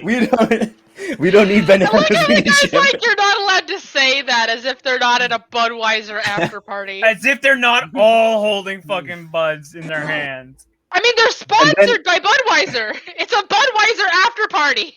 Drink. Bud. I know. I was just like, you're not allowed to say that. So this is the speech that he did that actually won him the best post speech of that year, and it's I'm Japanese. That's a thing. Apparently it was. They nominate. That's what they gave him an award for this. So this is I'm Japanese. What do you have to say for yourself? Thank you very much. My name is Munenori Kawasaki. I'm from Japan. I'm Japanese. I'm Japanese. Look, he pulled out some notes. Yeah. No. What do you have written in your book so far? Yeah. My teammate gave me an opportunity, so I wanted to do something about it. Wait, he's not American. He's Canadian. Yes. This is Canadian. Then what? Drink. Fuck America. I missed at the beginning when you explained that this wasn't America. You can't mention the import thing, yeah. Yeah, it was not. What was the Blue Jays American team? You said the minor league or whatever? No. So Buffalo Bisons is their minor league. Is that Canadian minor league? Yes, the Canadian was the World Series, and for those who don't know, the World Series. Yeah, he was in the Cubs. Yeah. He was in the Cubs. Name is only the U.S. He was in the Canadian Cubs? No, he was he was in the Cubs. When he was with the Cubs, that's when they won the World Series. He was in the in the Blue Jays. He played in the Blue Jays prior to the Cubs. Wow. Okay, gotcha. Ah, my neck. Ah. And best wishes to Kawa. We're rooting for you. Oh, so he's still playing? Go ahead. I thought I didn't know if he retired or not. Yeah, he's still playing. Baseball careers are pretty long. Yeah, they can actually. And I'm done. Compared to like football, they can. Football's. I mean, football's like a fucking 2 years. Football. Mm-hmm. I know football. You take a hit to the head, and you're like, you might as well just take 10 years off your life. You might as well literally just die. I mean, seriously. That's not even a joke. Listen, there's sad reality. There's been legitimately a lot of cases now that, like, in retrospect, there's a lot of cases of like NFL players doing some wild shit, and now it's kind of like, yo, if you have some fucked up brain trauma, that's not excusing like a lot of the fuckery. But then you start questioning, like, damn, I wonder, part of this wasn't like fucking exasperated. I forgot before we started I had to pee, so I really need to pee. Yeah, go pee. So I'm gonna go pee outside. I'm gonna go find a good bush. I'll report back to everyone. I forgot that's not a joke. You have to go to Callie's church. Yeah, it really isn't a joke. I could pee in the sink, but I don't know if I want to do that. I can't believe that's not a joke. Wait, did you try to Oh, here we go. Did you try to plunge her? Yeah, it's not. Oh, what if I told you? But like, it's coming up in the tub, so I can't even like pee there. But I think something's backed up. Yeah, it's backed up in the pipe. You're gonna have to clear that. I've done it before. It's fucking gross. Yeah, it's gonna be a big ass puddle of shit. But maybe be taking some massive dookies. But no, the sink I guess is a separate pipe because that's still flowing fine. So yeah, at least as far as I know. I turned it out. I gotta go in. It's all overfilled. So what you got? I do want to bring this up because it made me think of this, and I'm glad you're bringing this up. Because again, I don't regularly pay attention to baseball, but this is like a thing that came up. Do you know who Stephen A. Smith is? Okay, I do. I sure Fuck don't. that guy. Yeah. He's okay. A piece of shit. Okay. Yeah. He's a piece of shit. So the reason being, hold up. Oh, here we go. So what basically happened was Stephen A. Smith said he kind of like criticized a baseball player who's Japanese for using an interpreter. And it basically amounted to like, people ask like, oh, why are people not like hyped about like baseball?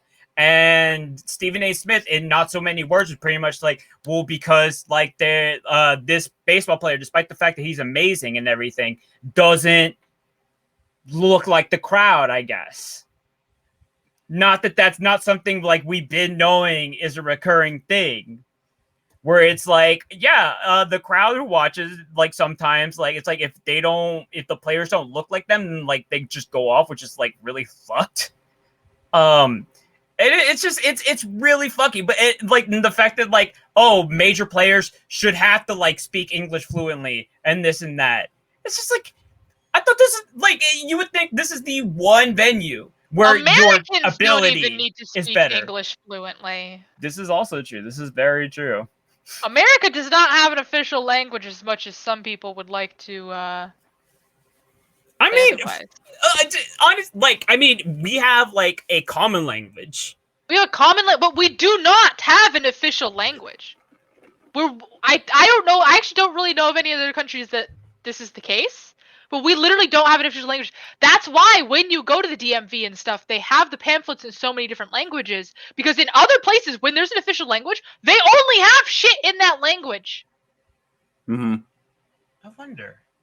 Well, and I'm just like wondering in terms of like Mexico. I don't know. I'll go look it up.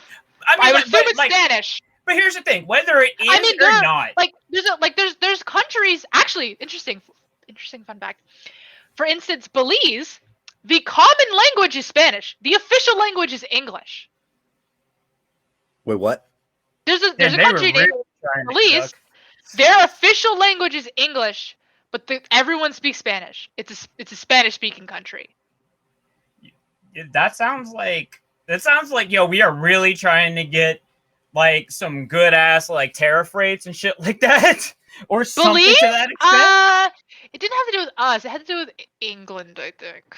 That'd make sense. I need to double check. I actually need to double check that. I could something I also don't have familiarity with, but it sounds like if that tracks, it could almost be consistent with South Africa. It was the UK. The independence was achieved from the United Kingdom in 1981. There we go. That makes sense.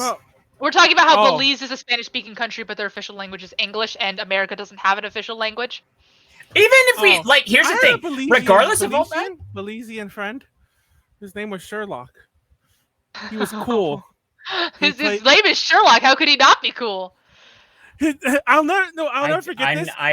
What thought I had is now like I'm thinking about what the fuck his parents must have been like to name him Sherlock. This is important because it came up a lot because of his name. His name was his full name was Sherlock Leon Leslie, and the only reason I really remember his full name is because depending on who was talking to him, called him by each of those three names differently. Like when we were in school, they called him Leslie which is his last name. When he was amongst his family, they called him Leon because Sherlock was also his dad's name, and then we would call him Sherlock. So yeah. So that's the only reason I know all of his names. How often? Cool. I missed him a lot. I wonder what happened to him. How often did people say no shit Sherlock to him? Oh, all the fucking time. It's probably just as bad as the fucking what you talking about, everybody, you know. Question. So now there's parents who like put lawsuits against Amazon for naming the thing Alexa. Why? Because now they're like, oh, all our kids are going to be hazed their entire lives because their name is Alexa. I mean, you know how many times? How many people's name was Alexa to begin with? Because wasn't it always like Alexandra? No, hold on. I want to point this out. Even though my name isn't that obvious of a pun, I've had a lot of times with people, and I've even made the joke myself. There was a How is that not an obvious pun? You literally say it the same way as the other word. Yeah, exactly. Especially because I pronounce it that way. Like myself. Actually, when you told me that, it was so weird. Like I was like, I'm so used Manuel. to like Manuel. Like Manuel. Like I would say Manuel for like the longest fucking time. Because well, first of all, I was always raised saying Manuel. Like nobody ever told me as a kid, like, oh, it could also be called Manuel. Nobody ever told me that. Interesting. It's not like I did it on my own, per se. But I was gonna mention, like, I've had that joke thrown at me countless times in my life. Molly does it every so often. The Callie's done it before. Of course I do. So it's like, like, who cares? Learn to live with it. Like, it's a word. I know. Here's the thing. Words. Just live. There was a show that unfortunately I'm being vague about, but it was a show about a family, and one of the kids was made fun of at school, and they were saying it's because their last name was a certain last name, and they're like, people keep calling me Huckleberry instead of Huxtable. And somebody said something to the extent of like, if the worst thing you get made fun of is your name, then that's kind of a blessing. That's not a positive thing on like whatever actor might have played this character who said it, but in this one situation, I mean, like everybody gets made fun of growing up. I feel like it's inevitable. If your name is the thing that you get made fun of, like, yeah, I don't think that's that big of a deal. At least no one called you a fat squirrel on crack. Did somebody call you a fat squirrel on crack? Absolutely, yes. Wait, are you dead serious? Called you a fat I'm dead serious, yes. How does that even make sense? First of all, like, well, he was a fifth grader. It still makes sense. It was always some animal, a fat animal, on crack, on a drug that makes them hyper. Oh, he had a crush on you. Yeah, no, he did not. I don't know, man. You'd be surprised. No, he did not. You'd be surprised. And You'd be surprised, yeah. I say this as a former stupid guy. Yes. No. I say this as a current stupid guy. Yeah, exactly. I was gonna say a former. I say this is the person who lived through it and had everyone making fun of them. So no, gonna fully say he didn't. Yeah. Rip. Ripperoni. Yeah, Callie's not. Haven't I called you a squirrel before? It sounds random, but I think I have. I don't know. I'm sure when you did, I had a flashback and probably didn't even say anything. I mean, if it's any name that isn't her name, you've probably called her it by now. Because like I tend to call people like weird animals, like when I call Molly the wombat, things like that. A squirrel is something I call people a lot, and I think I've called you a squirrel before at least once. I'm sure I have, and you probably had like non-flashbacks, like the helicopters and everything. Yeah, it's like at least he calls you an animal. He just calls me a little shit. You little shit. Oh my god.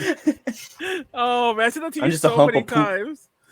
No, and then that's why I just like you. Manuel, big, are you ready to go? Big poop. Yeah, I'm starting to open it right now. There are times when Manuel, are you ready to go? Shut up. Yo, I didn't. By the way, I didn't notice. I didn't know or notice that my name was like Callie, California, until I went to a summer camp in 6th grade, and they assigned everyone nicknames, and my nickname was California, and I didn't get it. I don't get it, guys. I don't get it. Well, it literally never came up because I mean, I don't know if you've experienced this, Manuel. Watching. Well, but or Warren, but no one here calls California Cali. Oh yeah, that's a non-California thing. I had basically never heard it before. So, because I mean, when you just say California, it's an I sound. It's not even an E sound. You can always tell you can always tell when somebody's not actually from California when they start calling it Cali. Yeah. Well, non-ironically, because don't get me wrong, like every so often we'll throw it into the convo, like joking around. Then again, if you live in California, you probably wouldn't have a need to like say the full name of the state. Well, yeah, when you tell people where you're from, you're like, I'm from California. Well, I just like, oh my god, by the way, two states that will constantly remind you where you are. Oh, particularly one of them, Texas and California, unsurprisingly. Texas, absolutely. Texas? Oh my god, I was visiting Dallas. Every 2 blocks there was like a hello from Texas. Why would you ever need that? You live there. Why would you need this painting? Why do you need Texas written on every single building? I don't know why. Oh yeah. Apparently there's a VTuber named Callie Calico. We mentioned this before. What? I thought we mentioned this before. No, Mr. Taco mentioned it to me, or maybe somebody else mentioned it to me. I guess Mr. Taco knows too. But I mentioned it on a different stream that Callie. Am I secretly a VTuber named Callie Calico? Yeah. There's seriously a VTuber named that? Named Callie Calico. Well, there's also like 4 other Naruto's with less or more U's. So that's rough. I have like on Twitch. Yes, well, I don't know if Callie Calico's on Twitch, but you just Google Callie Calico. Well, I tried YouTube and it wasn't there. So, I see. Yeah, it's. Oh my god, what the fuck? I mean, just I found her. Yeah. Is it you?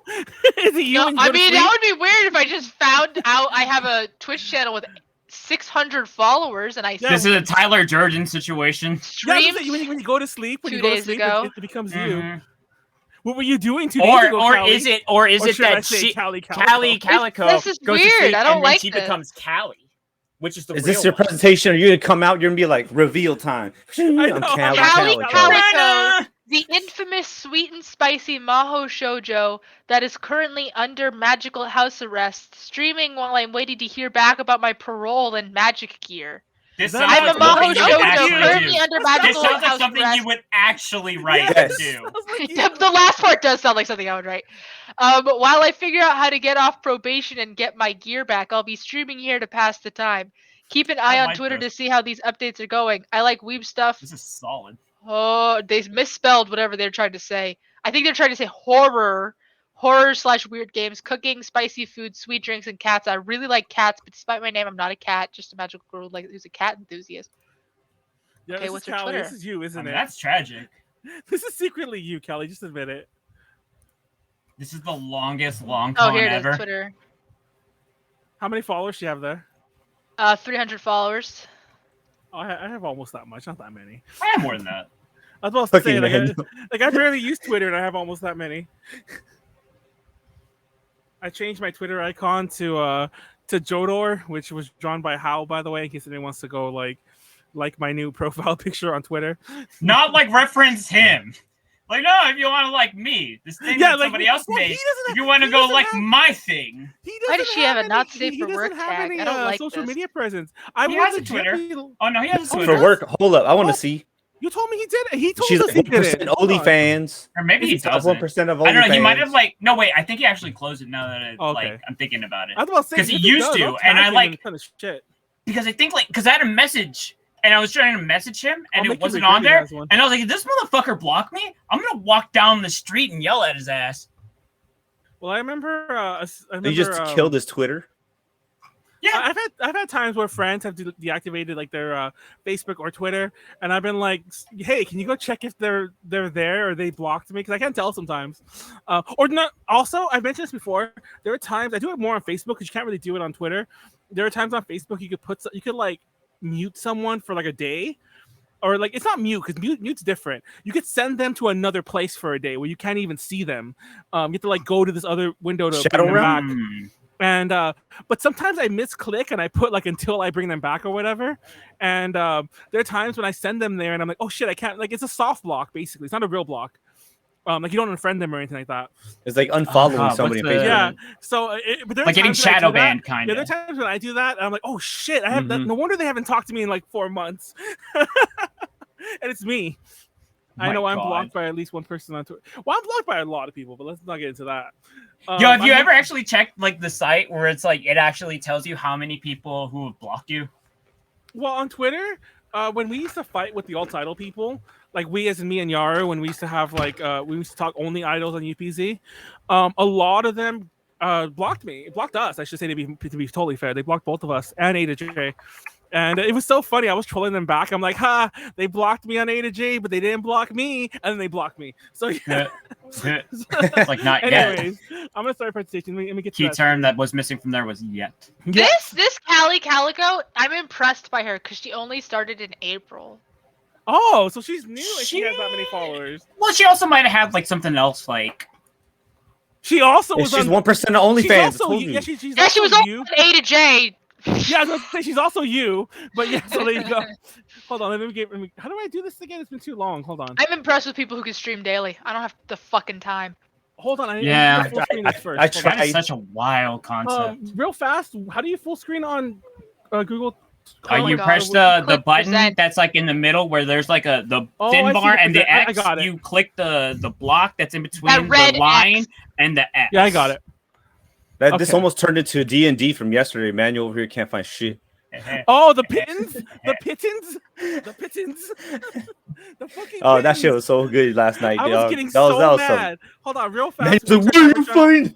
I need to pour a drink also. But while I'm pouring the drink, I'll tell the story real fast. Last night we had to do our characters by scratch because Pleiades decided to switch the system up last minute. So I was trying to be VTT Foundry, and I was originally not gonna put all the stupid little items that a character has, like the oil flask, the ball bearings, or whatever. But it's like, no, just do it. So I'm like, fine.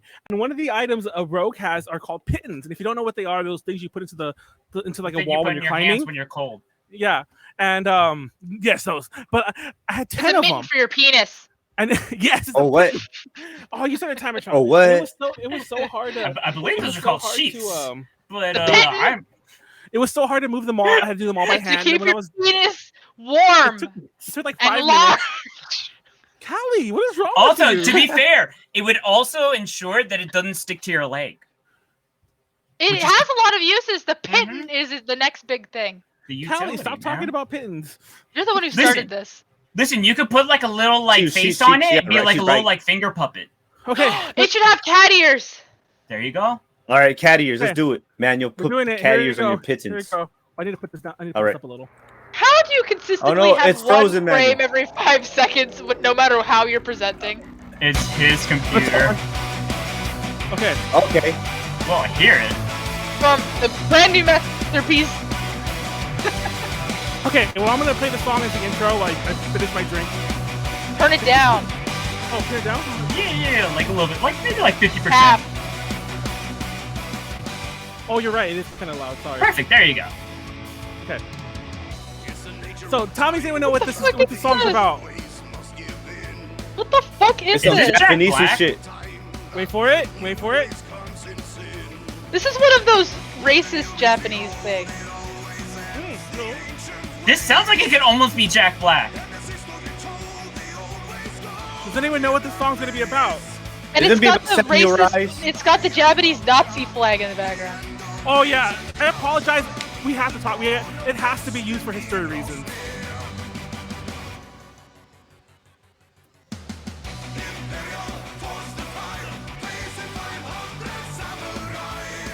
Not the accent. Yeah, I was gonna say. Oh, I'm pretty sure the gun. Oh, this Last Samurai thing? Yes. Are you serious? So let's jump to the end. I'm gonna spoil the whole presentation by telling you how this ends. Hold on. Is this intentionally like making fun of that shitty movie that I never watched, but I'm still gonna call it shitty because the concept was fucking dumb? So today we're talking about Shiroyama. We're talking about Shiroyama specifically, but we'll get to that in a minute. This is a presentation of the actual historical person. Yes, the real person. Wait, was it? I like how there's actually a lot to say about him. It was Tom Cruise, right? Saigo Takamori. In that shitty movie. It's Tom Cruise. The shitty movie that I didn't watch, but I still call it shitty because it's shitty. I actually saw it in theaters when I was in high school, so I'm gonna get to that really fast. Of your own will? I try to make this very punchy and short, so we'll see how that actually worked. Well, not short, but like punchy and like not too dry with the info. I'm really big on history, obviously, and I was listening to that Sabaton album. One day I'll do a whole thing on Sabaton. They're a band from Finland, I believe, or they're Swedish. They're Swedish. They're a band from Sweden, and every song they do is about history. And they have a whole album called The Last Stand, which is about last stands. And that's they have one about the Alamo. No, but fun fact. Then the album is trash. It's mainly about European, non-American history. Fun fact, though, because obviously Shiroyama's not European. But fun fact, half the band broke up and formed a band called Civil War. Funny. Wow. But, and that band, even though they're also Swedish, does songs that's mostly about American history.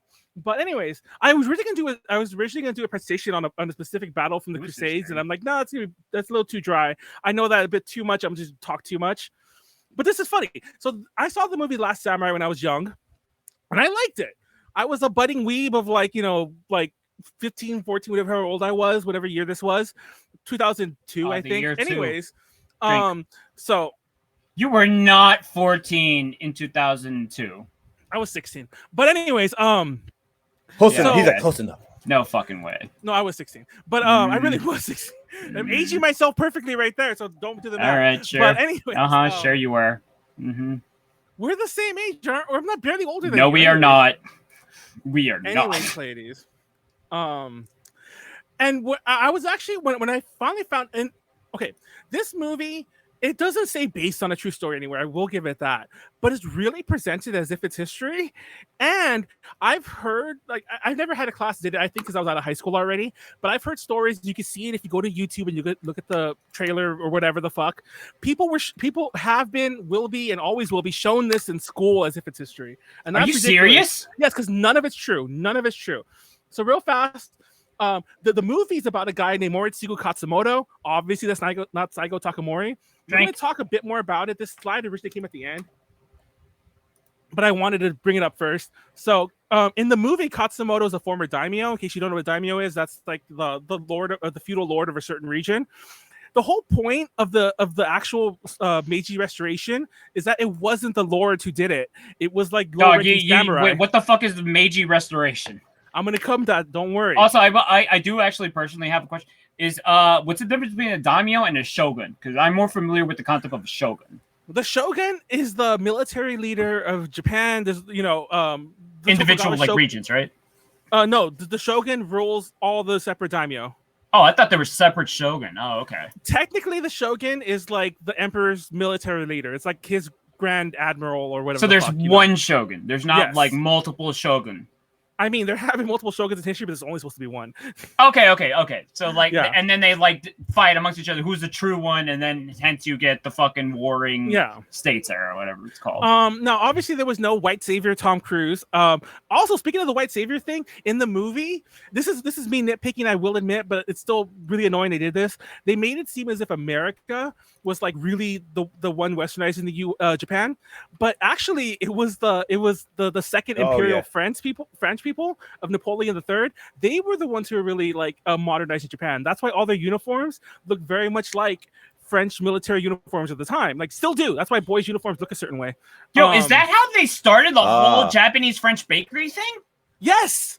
Yes, Holy shit! Everything makes sense now. So much of their westernization was not American; it was French. Because they're, mind you, during this time, early 1860s. Sorry, I said 19. Early 1860s. What was the U.S. doing? They were fighting their own civil war. They were still meddling with other countries' affairs. Don't get me wrong. Even though they were still dealing with their own, but they did not have the time to westernize another nation. Yeah. That was pre-imperial. That was pre-peak imperial United States, I'd say. I need to move faster, but because I didn't mean to get stuck this long here. Basically, this whole movie's Dances with Wolves, but with samurai instead of Native Americans. What a wild comparison! Every fucking movie is Dances with Wolves. Like it really is. Wait. How's Godfather Dances with Wolves? Shut up. So real fast, the Meiji Restoration. I need to back up and tell you about Saigo Takamori himself. So. In 1866, by the way, I got those years wrong. I got that right. In 1853, Commodore Perry opened up Japan. He actually came back a couple more times, but he opened up Japan. Japan was by forced to fucking modernize. Shoving his whole boat straight into Japan. It was like, y'all gonna deal with it, like fucking asshole mode. And in 1866, the Satsuma Choshu Alliance was brought together by a low-ranking samurai for the Tosa domain. Don't ask me why this is not the Satsuma Choshu Tosa Alliance, but there were three men. There were three men who led it. Sakamoto Ryoma, he's from Tosa. Kido Takayoshi from Choshu, and Saigo Takamori from Satsuma. I don't know why, ever since the rebellion, probably because the rebellion happened, they downplay what a huge figure Saigo Takamori was with setting up modern Japan. So this trio would challenge the Tokugawa shogunate, which was headed by Tokugawa Yoshinobu.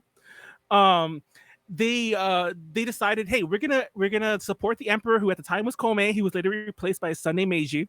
It's like, we're gonna support the emperor and we're gonna bring down the shogunate, which was the military dictatorship of Japan.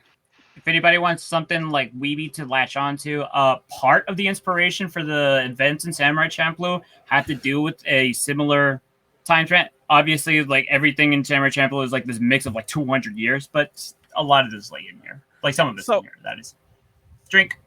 It's way outside the scope of this thing, but this was called the Meiji Restoration because eventually the shogunate was gone and this happened. But real fast, I wanted to mention that that Saigo loved him some war.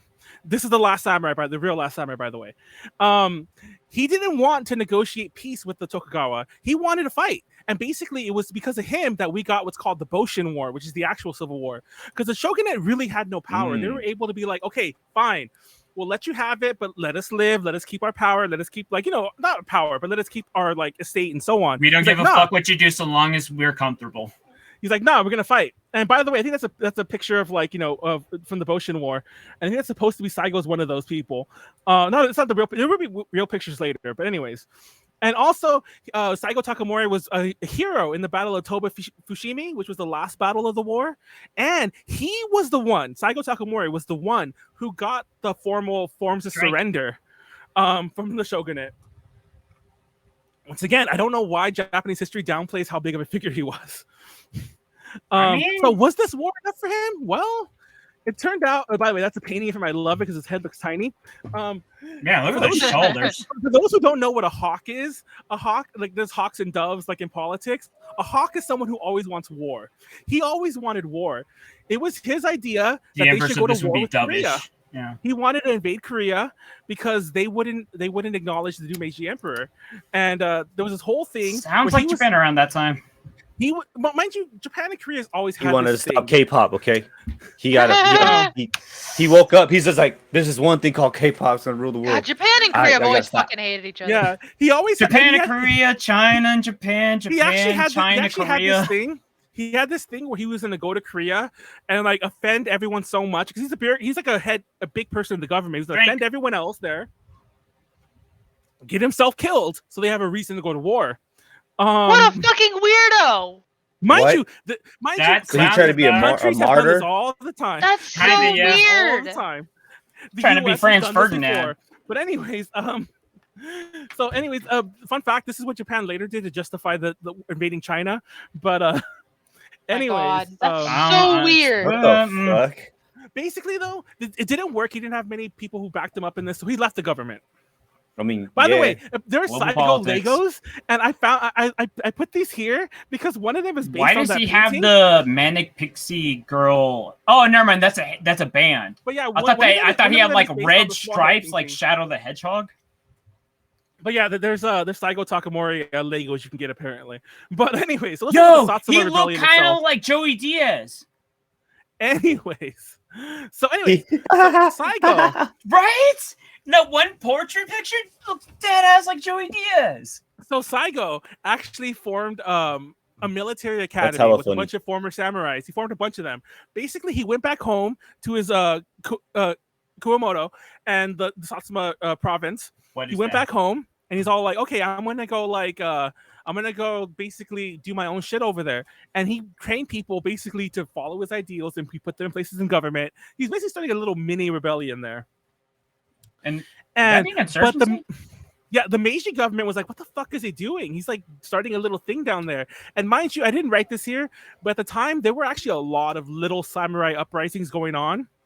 And he's all like, you know what? Is this the period of time covered in that anime that I can't remember the name of? Not Rurouni Kenshin? No, it's a modern one and it's super gay. Oh,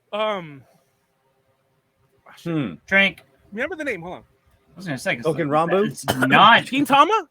No, not fucking Gintama. I don't even know what that one is anyway. I'm just saying. I know. I mean, Gintama like has some like fun in it, but like it's not really like. Oh no, we're not moving on until I fucking remember. I remember what I'm talking about. It's not Samurai Champ. Wait, do you mean Samurai Champloo?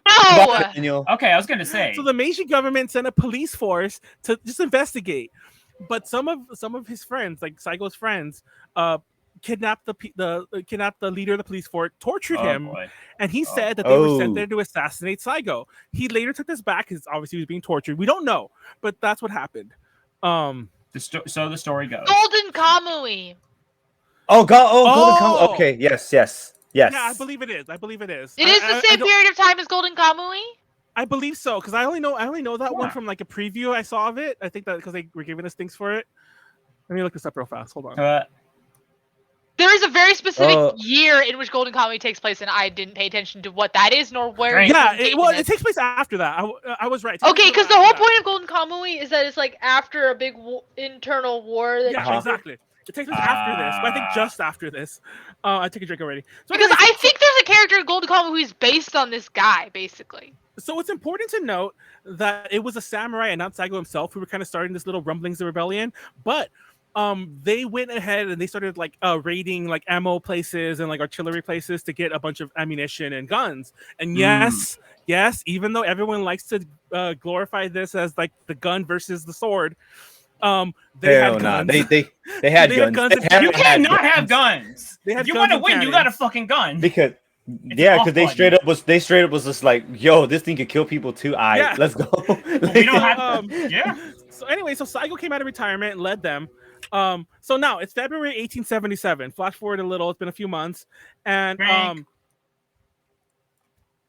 the government sent out a warship, and they're like, okay, we need to talk to Saigo. And TLDR, just cut to the chase, the admiral was too scared to come out because like they're gonna kill me, and he didn't want to start a war because they know that if they harm him at all, I forget the word is, because he's an ambassador for the emperor. If they harm him, it's as if they harm the emperor, and it becomes a huge incident at that point. So they didn't do anything, but they basically the Meiji government's like, you know what, fuck all this bullshit, we're gonna send the army down there and just deal with it. And on that same day when the government decided to send the army to stop fucking around, Saigo's like, you know what, I'm gonna I'm gonna march to Tokyo, and I'm going to talk to the emperor and air our grievances. Now, here's the part where they try to legitimize what he's doing. He marched with his entire force. He did not leave people behind to like fortify Satsuma. Drink.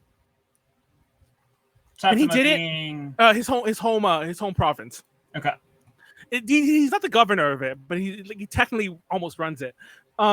He did not leave anyone there to secure a base, and he did not reach out to neighboring kingdoms to get more people. Now, fun fact, I don't have this really listed there because it gets too complicated, but a lot of nearby disaffected samurai would still flock to his cause. We didn't really need to. We just had to start walking. But anyways. So, and also, supposedly he was going for peace, but they immediately siege a castle. So yeah, peace by force. They go to the castle of Kumamoto, and they're like, okay, we're gonna take this. We could take this castle, and they can't. Now. They couldn't. They try to take it, but they repel. It's like, you know what? We're gonna siege it instead. And they end up. If you know what the siege is when you wrap around it and you starve them out. That's actually. They did this for 2 months. Drink. And they actually like a land blockade. Yeah. And a lot of his army swelled at this point. There was a ton of people there, but they were still not able to take the castle. Now in the meantime, he's actually fighting people now. So back home, the emperors are like, you know what? This is we have to be more serious here and proactive. He was stripped of all of his titles. Like at this point, he's literally a rebel.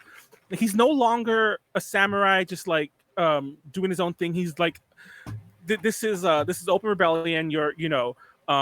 This is, what's the word? This is a crime. By the way, this is the picture I showed at the beginning. This is of the big battle that took place in front of it, because eventually the army did come to like move them to get them away from the castle. That's Kumamoto in the background. And on the right is the samurai, and on the left is the Imperial Army. And yes, they are flying the Nazi flag, which is the Imperial Japanese flag, which they used at the time. Drink. Sorry, it's just only there for historical purposes. Don't claim us or ban us or whatever. I probably should have blurred it anyway. This is all. This is all historical context. Yes, is it historical context? None of this is supporting whatever this or that. It is just telling what happened. I think literally that video and those two pictures are the only ones that show it at all. Anyway, so there was eventually the battle of Tabaruzaka. Sorry, God damn it. Tabaruzaka. That's the one that happened outside of the Kumamoto Castle. That's the one we saw earlier in that picture. And basically, that was the most important battle, because that was where the Saigo's army and the Imperial Army actually fought face to face. There were a lot of little battles here and there. We don't have time to discuss them all, but basically that was the biggest one. And there was fighting that went on until September. Now we're talking 7 months there, but 2 months were in front of Kumamoto Castle, but they've been fighting. They did not get anywhere near Tokyo. And by now, Saigo only has a few hundred men, within 500 to be specific. They had lost almost all their modern weaponry. They still had some, but they had lost most of it. And they decided that they have to go back to Kagoshima, which is an area within Satsuma, by the way, just specifically, and to Mount Shirayama. By the way, I'm going to stop calling it Mount Shirayama. I only put it there because a lot of English places call it Mount Shirayama. For those who don't know, Shiroyama, the Yama in Shiroyama means mountain. So it's like saying Mount. It's a white mountain. Yeah. White mountain. Yeah, actually the Shiro in this one is for like fortification or castle. So it's like, but yeah. Close though. But Shiro is also white, but different character. It's a homonym or whatever they call those, but yeah. So anyways. You got it right. It's a homonym. Yeah, is it? So everything up. English major, the one thing I knew. Aren't you the fucking English major? Anyways, Manuel is the English major. Yes. You talking about what now? So, anyways, everything up to now is a pretty standard rebellion, but this is where things get like historic. This is the part where everyone knows. By the way, I say this for Callie.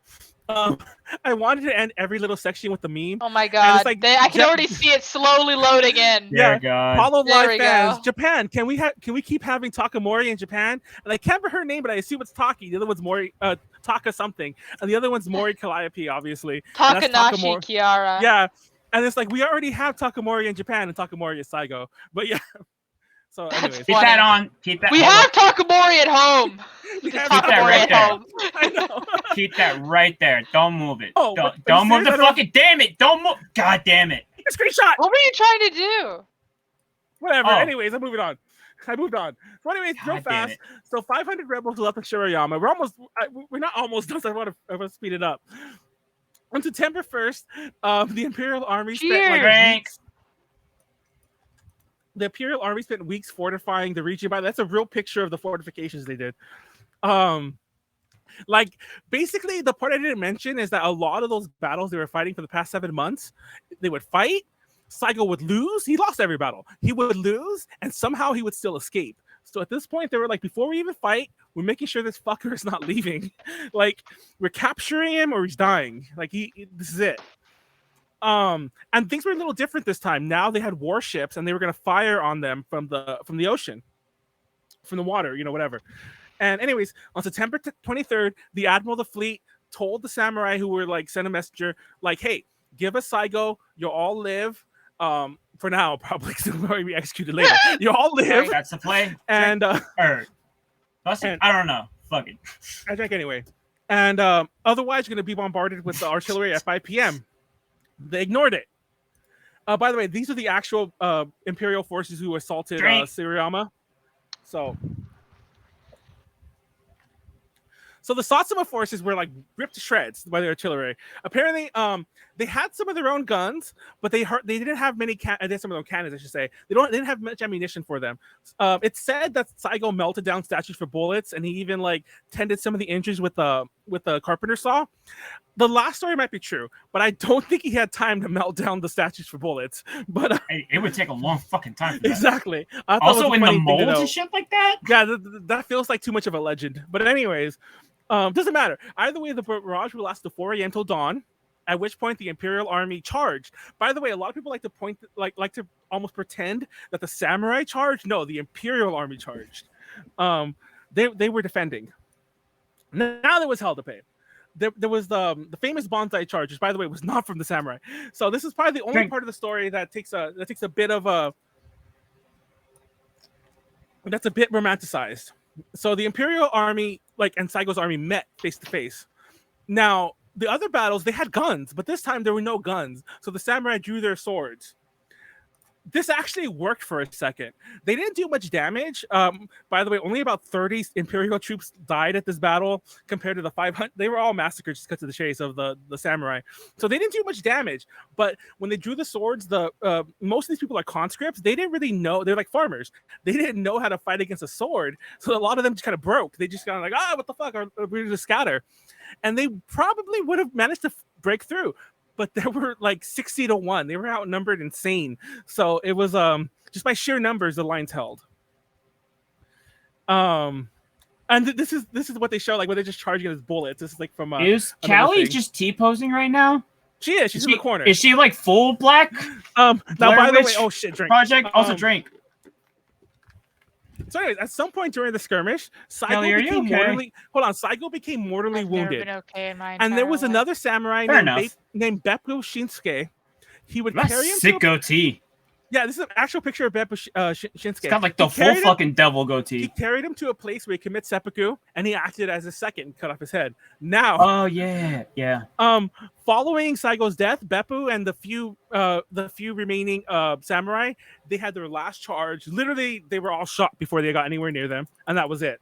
Now, it's worth noting that according to the Imperial Army, that didn't happen. What the Imperial Army said happened was Saigo was killed in the battlefield, and Beppu cut off his head later on, and tried to hide it and wasn't able to.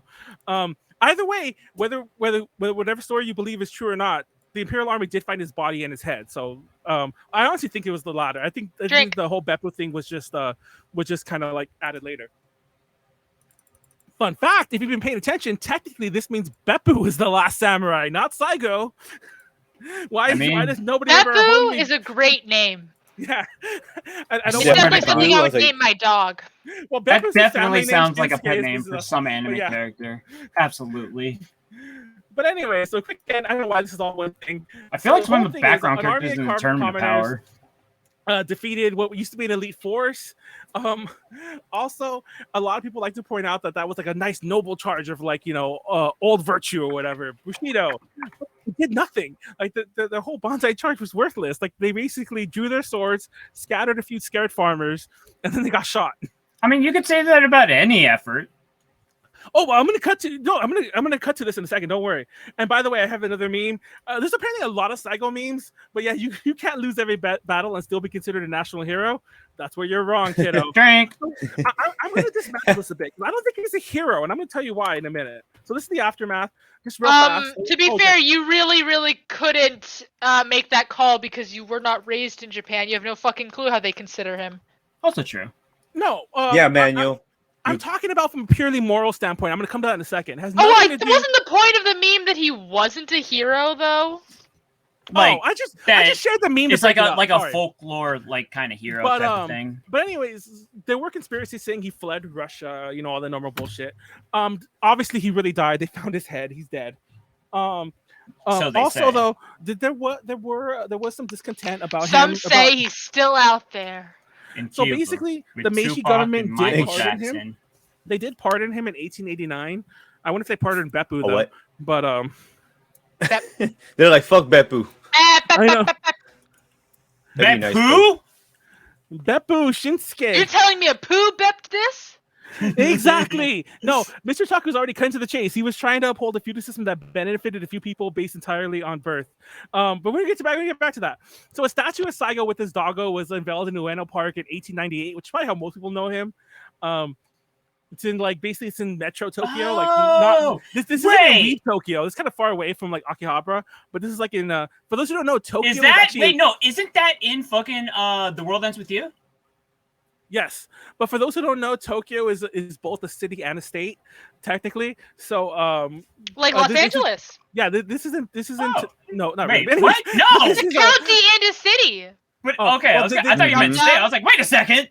But this is not a state. Or Australia. It's a country and a continent. The statue's in Tokyo proper. That's not true anymore because there's other parts of the Australian continent. But anyways, so Right Rebel though. So let's talk about it's still called they call it Oceania now, don't they? Yeah, the Satsuma Rebellion was one of many samurai rebellions. I drank already, and it's worth noting though. This yes, are you gonna say? Although you already interrupted me. Actually, okay, no. Anyways, it would be the last full scale one.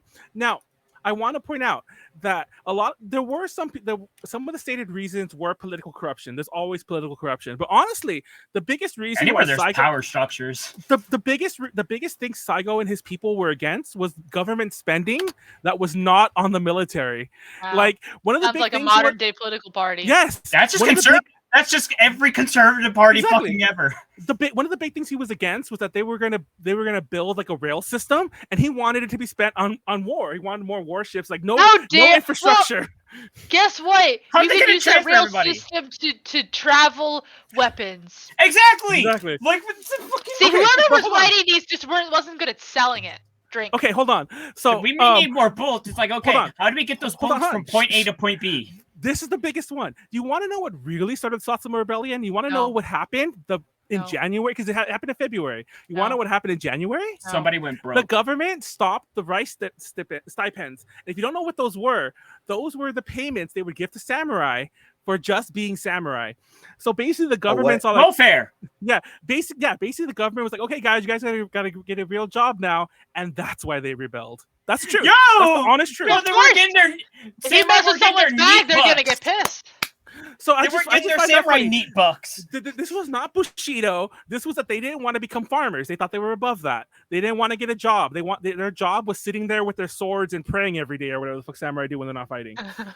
I'm being serious. Like, that they was were relics. The system they were previously taught in and all that it sucks. They were probably brought up with like a use and all that and role in society. Now it's like, we don't need it so much. Hold on, I'm now trying you to rush. Drink. I'm almost done. I'm trying to rush through it now. So probably because the Battle of Shirayama, it's always been the gun versus the sword. By the way, these are real pictures of defenders of Shirayama. That one on the left has a rifle, and the one on the right's holding a revolver. So they dead ass had guns. I don't know. I'm sorry, where you that said revolver. Wait, a Colt revolver. It's a Colt revolver. You can't see the DTL. Oh, okay. Right. I was like, that is a sword, my man. Did they import all of their guns? Did they make any guns? Yeah. Fun. Thank you for bringing that up. So, for those who don't know, Japan's had guns for years. Japan had guns for the longest time. The thing was that when the Tokugawa shogunate took over, when you say they had guns, they made guns. Yes, they made their own. They Gotcha. imported. I think they imported them from like the Dutch, but then they started manufacturing their own. And then when the Tokugawa shogunate took over, they were so scared about guns being used against them. They had a national registry on guns where they would know where every gun is. And when obviously the samurai had them though, and then when they rebelled, we got more guns. Like there were some that were made locally. Obviously, the dude on the right's holding a Colt, so that was imported. But yeah. I wonder. So yeah, basically the whole thing was, and people have talked about this before. Like there were some contemporary accounts where like the samurai thought that they were going to win because it's like, you're a bunch of farmers. What are you going to do against us? I mean, to be fair, we've been born to be warriors. You like the government just like conscripted you. I was born in the darkness. You merely adopted it. But yeah, samurai trained in the art of war. Some farmers with guns. Anyways, conclusion. By the way, this is the meme with like the first weeaboo. Beppu. You're gonna keep doing Beppu. Drink. Honestly, I wanted to do a bit about history things. This one kind of got away from me. I originally was only gonna talk about Shiroyama, and then I realized I can't just talk about Shiroyama. I have to mention fucking Saigo's background, and then it's like I have to mention the Meiji Restoration. You know, I have to mention that this fucker's not really a hero. He was a fucking warlike person who wanted to invade Korea. So you know, and like just take them over because they offended the emperor. Sounds like anybody who would have been like in military power. I'm not gonna lie. Like, yeah, honestly, honestly, I don't think he's any better or worse than anyone else, and I don't think he really held up any ideals. But then again, I'm not Japanese for the last part, but the first half I could definitely say on a more. The more important thing is like not white, right? Yes. So, anyways, I find it weird that that people still think the Last Samurai is in any way accurate. I don't know that anybody does. No, I thought it was pretty widely considered like this is like stupid ass shit. Like, no, but some people still think, oh, the Tom Cruise part is fake, but the rest of it's real. None of it's real. Oh, you mean in context of like the story and all that? Beyond that, okay, I got you. It takes the term loosely. Like there's a scene where like they try to justify it by where the Imperial soldiers are like mocking the samurai. I don't think that would have ever happened. The soldiers probably would have been killed, but. But anyway, there's shit like that where it's all like that's not historically accurate. None of this is historically accurate. Stop believing historically based movies. I looked it up and it's like Noble Path versus the Cold Dark Future, which by the way was my fun way of my little joke on saying it's basically the first battles of boomers versus zoomers and so on. That's just every generation, like every like old guard versus new guard thing. It really was, and it kind of wasn't because they both sides used modern weapons. Technically, the commanders in the military army in the Imperial Army still had swords. They were still former samurai fighting in the Imperial Army. So I find this. It's the mentality thing. Like one is like our like structure and order and like stability comes from like keeping shit the way it's been, and the thing is like otherwise or if we keep doing the same shit over again, we're just gonna suffocate and just fucking stagnate. Japan had guns with single player, yeah. Anyways, something first weeaboo, and I probably won't do one again for a few weeks, but look forward to more history presentations from me. Probably, I don't know. I'm down with that. I still want to do one on the Pacific Crusades battle. That I'm always like. Just struck me as odd, but you'll find out why. I know odd is the right word, but yeah. I don't know how to stop this. Oh, there's a button that says stop. We did it. I don't know how to stop this. Oh, stop button. Thank you. This was tight. Did you learn anything? I did. Thanks. Yes, actually. Instructor Manuel. But also there's a lot that I want to like fact check now. Not that it's not like I feel like there's just like some nuance. I don't know. Like, where the fuck did those guns... Just because, like, Dutch guns? Like, how the fuck they get all the way over there? The Dutch East India Trade Company? Are you serious? Yeah. The Dutch East India Trading Company, like... I'm not making... So then India was used as the hub, then? Yeah, of course. That was, like, always... Okay, so that was the thing where I was like, wait a second. That's how they got their curry, yo. And fun fact about the feudal period when the Dutch would trade with them. The Dutch were the only people allowed to trade with them during the Tokugawa shogunate because the whole thing was if any other country sent over traders, they would always send over missionaries too.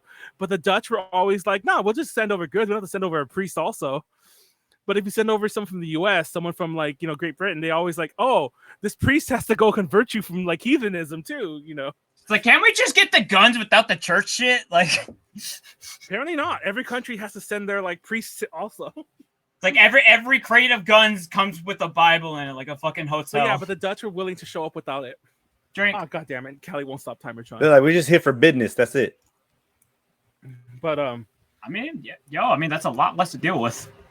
But yeah, that was there's a lot more to know. Obviously, the last part was obviously not historical per se. It was mainly my opinion. But all the middle part was accurate. I just left out a ton of shit. I even left in both sides, like to let you know. The Beppu says that Saigo committed proper seppuku, but the Imperial Army said that no, we shot him, he died, and then Beppu cut off his head. Yeah, I feel like a lot of historical stories really go that way. It's like, oh, so and so died this like really heroic and fucking glorious. Nah, it's probably like died like a bitch somewhere. Most of us do. Exactly. I don't think I'm gonna die glorious. I'll probably die like a bitch. I'll die screaming and crying and like, God damn it, Pleiades. Because is Callie singing? Callie, sing out loud. Merry Christmas. When I am gone. Drink. I'm not drinking. No, change the subject. By the way, know what the fuck song this my is. favorite subject. Oh, a sweet, submissive subject. I love this song. Royal subject. Forever and ever. You never seen Hamilton, Pleiades? What song? It's You'll be back soon. What is this? You'll remember. Oh, it's Hamilton. Yeah. Okay. It's on the Okay, Manuel. Oh, okay, yeah. Okay, yeah. I don't Manuel, would you be mad? I've only watched it once. So me and Leslie watched a musical movie. My dying days, Like, and you're was it gone. The Heights or some shit? Wait, what movie? Oh, the Heights other or thing that something Manuel shit. Miranda made. Something Heights. The Heights. No, it's the Heights. The I'm pretty Heights. sure. Oh, I know that. Yeah. Okay. I haven't had to watch it yet. And then Leslie's just like, "You want to watch this?" And I was like, "I hate musicals." Really? I don't like musicals at all. Okay, How okay. many I'll tell you the musicals have reason you why. seen though? Okay, the reason why I have like because my cousin used to watch Rent all the time, and I fucking hated that shit. Okay, So it's just like it ruined everything for me. I love But then it was good. It was fun. It was a fun movie though. Still, like I was like, You need to watch Chicago. Listen, my entire familiarity with Rent Chicago? is just from what Lindsay Ellis's video, where it's just like we're pretty and we don't want to pay for shit. Okay. I actually don't like the Rent movie. I will say that, but I do like Rent. I don't like Rent. I do like the movie Chicago. It's much better than the musical. I like Chicago too. Chicago's the best movie musical of all time. Hands down. It's one of my favorite. It's one of my favorite movies. Wait, what about Les Miserables? I don't think that's not a movie musical. That's barely a movie musical. Wait, Les Miserables is a musical. It's by definition it Les is. Mis. I had it confused. No, but people say it's not good. I like Les Mis. People say the movie's shit. I like the movie. I had it confused with Moulin Rouge for a second for some reason. Oh, there you go. They give me Okay. that Moulin Rouge. Yeah, So right. Moulin Rouge is actually what I was going to say. A lot of popular musicals these days are what are known as jukebox musicals. Yeah, I was going to say that's not a movie musical. That's what I was trying to say. Because like basically what a jukebox musical is when you take like 20 or so popular songs of whatever era. Oh, you put them into make it a there's musical. a theme, but sometimes like Moulin Rouge is just kind of just random songs, and they kind of just like they make a musical out of that. I hate jukebox. So that's not real. That's not that. Oh, No. okay. Like there was something specific like Mamma Mia's one for ABBA. I think Mamma What Mia did about have original Sweeney music in Mamma Mia Todd? too. Funny enough, Sweeney Todd's an Sweeney original Todd? musical. Yeah. But Mamma Mia, the first one, the second one technically has original songs. But the first Mamma I'm Mia, gonna take a pee. I'll be right back. Rock of Ages. Oh yeah, that's another one. What else is another one? There's a few other popular ones that have come out lately. I can't remember them all. Jersey Boys. Well, we know how you feel about these, but was a Little Pet Shop of Horrors. Little Shop of Horrors, and Little that's Pet Shop. I actually love Little Shop of Horrors. I don't like the movie because the movie took out a lot of songs. We know. But Suddenly West Side Story. Suddenly Seymour is one of my favorite songs of all time. I played in the pit for West Side Story. I was bad. Hairspray. Hairspray's a movie musical. Yes. Well, there's a ton of them, like Rocky Horror. Yeah, I'm By the way- actually I clicked up like a fucking compilation. Dreamgirls. Oh, I don't even know what that is. Mary You Poppins. don't know Dreamgirls? Isn't Oh, Dreamgirls La La a Land jukebox? was a musical. I What don't is? think Dreamgirls is. I think it's. I've never seen Dreamgirls. West Side Story. We talked about Callie just talked about West Side Story. Were you not listening? You said the funny thing He is said Pleiades. it. Pleiades, you said West Side Story, and then I reacted by saying I played in the pit, and now you're like, West Side Story! Yeah, I didn't say that. No, I didn't say West Side Story. Is Jersey Boys like a jukebox music? I said Dreamgirls is what I said. You said West Side Story earlier. I did not say West Side Story. You absolutely did. I mean, Mr. Otaku's all like, I remember when Callie refused to honor a sing mode redeem, but now she does it for free. Well, if I'm just singing a song that exists, maybe, but if I'm not gonna sing my words. No, it's also funny. And also, I have to be really obsessed with the song right now. I'm really obsessed with You'll Be Back. I was obsessed with that song like a long time ago. That's not to say you're late to the party. No, I don't care. I mean, musicals should be enduring, but I actually don't like almost any of the other music from Hamilton because "You'll Be Back" is the only one that's like a very musically song from all of Hamilton. I enjoyed the movie, but I haven't like rewatched it or like listened to the soundtrack since. The funny thing about you saying that was "You'll Be Back." Not a bad thing. "You'll Be Back" is meant to be an old style musical song because it's an old style person singing it. That's So it's kind of ironic that you like that song because that's kind of like not. I mean, everyone if you go to the comments, it's one of the most popular Hamilton songs. But it's just funny because I don't think that was really its intention. But fun fact though, I actually don't like most of the songs in that musical. Well, yeah, no shit. That's what I just said too. I hate all the things that involve the female characters, and that's not because I'm being sexist. I just hate all those songs. I do love "The Room Where It Happens." That's one of my favorite songs of all times too. Also the what's the fucking shit? Those two songs they sing for the debates, the Senate debates or whatever. Those songs are okay. I forget what they're called exactly. There's two of them. There's one song that I like, but I genuinely can't remember a single quality of it. But I just remember there's like one line that they say a lot that I'm like, I like that. But I don't mean to knock it like because it's a style, but there's a lot of like the rap songs where I just feel like you can't. Well, generally speaking, like you either like Hamilton or you do not like Hamilton. Yeah, that's the entire point. The fuck you talking about? No, but not all the songs are rap, by the way. But the thing is, a lot of times when like, they start doing the rap parts, I'm like, I just feel like this could be any song. I don't mean that. I mean like literally, I could take this piece, pick it up, put it in another thing, and you could rap over that the same different lyrics, and it's the same song. That's so it's the almost point. like, do you like the words? I mean, like. I mean, it's. Wait, you are just describing. Is rap there no right audio now. coming through? Yeah. Wait, is there no audio? We can hear you, right Pleiades. Okay, I don't. You just kept talking. Oh no, my thing isn't lighting up. Oh yeah, it's not lighting up for some reason. But I can hear you. That's what I was like. Wait, can other people can the people not hear you? Because I could definitely hear you. This is a good ass question. Wait. No, we can hear you. Okay. Yeah, well, but we're wondering if the stream can't hear you. In stream, and can anybody hear me? Is there anybody? Yeah, can anyone hear Pleiades? Waggle your head. Oh, they can hear him. I guess this shit's just fucked up. Yeah, I'm gonna hide you and show you in a second. Right. Maybe that'll fix it. But Manuel, it's like I would. So I understand what you're saying, but at the same time, the alternative to that is kind of like it's reach. But it's like, why make XYZ character a different race if they're the exact same character? And it's it wouldn't make a difference. You're right. That's kind of the point. You know, that could also be a thing. I'll admit, part of it is I don't like rap, but I think that's the entire part of it. That's it.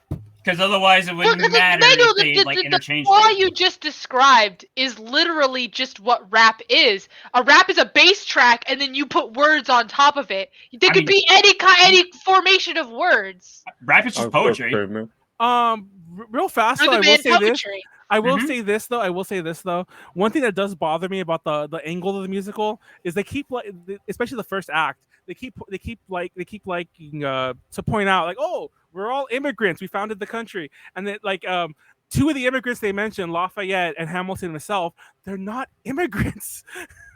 Wait. One of them was born like in the colonies, technically the British colonies, but he was born in like the whatever the heck. And the other one is not an immigrant. He's a visiting foreign national. He was always French. He went back to France. It sounds like you're like splitting hairs there. No. I'm not splitting hairs. Wait, talking about Pleiades, I'm not splitting hairs because those two pair, that pair literally have the line, the famous line, immigrants, they get the job done. I'm like, you're not an immigrant, you're French. You're a visiting that's French great. national. Wait, okay, so what I'm saying is if you're like second generation, it still like feels pretty much like, yeah, immigrant. No, I do agree. If you want to tell a story about immigrants, tell a story about immigrants. Don't tell a story about two people who aren't actually immigrants and make them immigrants. That's part of the experience. It's like if people come here. I'm an immigrant. Exactly. I'm an Tell immigrant. Warren's story. I'll listen to that. Okay, I am not an immigrant. Warren, start singing your life story. Come on. Oh, okay. I go get the egg roll, and I made the egg roll, and then the egg that's roll racist. turned into the money, then the money turned into the restaurant turned into gold, and then I tell my kid, get me the egg, get the egg in the math class, or I'll kill you tomorrow. And then the kid said, okay, Dad, I die. And then I say it. Solid plan. Wait, your dad does not have Solid that accent, plan. does he? My dad does not have, my dad has a little bit of accent, but my girlfriend, you're talking, people are, sorry, Leslie, we're here screaming.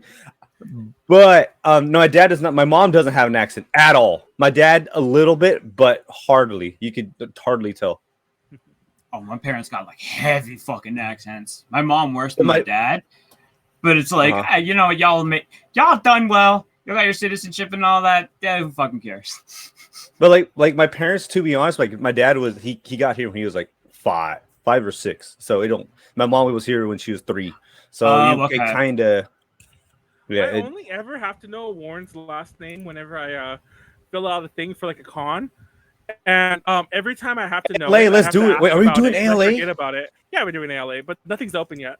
But I always forget. I always forget what his last name is. I only mentioned this because someone. ALA needs to get on that. But yeah, nothing's open for. Well, you can Anime register normal. Anime Expo said they're gonna do shit. I would say hold off and wait. At least just preemptively on making hard plans, just because like ALA is gonna happen. I don't know this Delta shit. Like a lot of places are starting to close back down. Like Google is talking about like moving people back. Pleiades, there's a convention happening as we speak. Right. Yeah. No. What I mean, what I mean is like down the road though. I know. I think it'll be okay.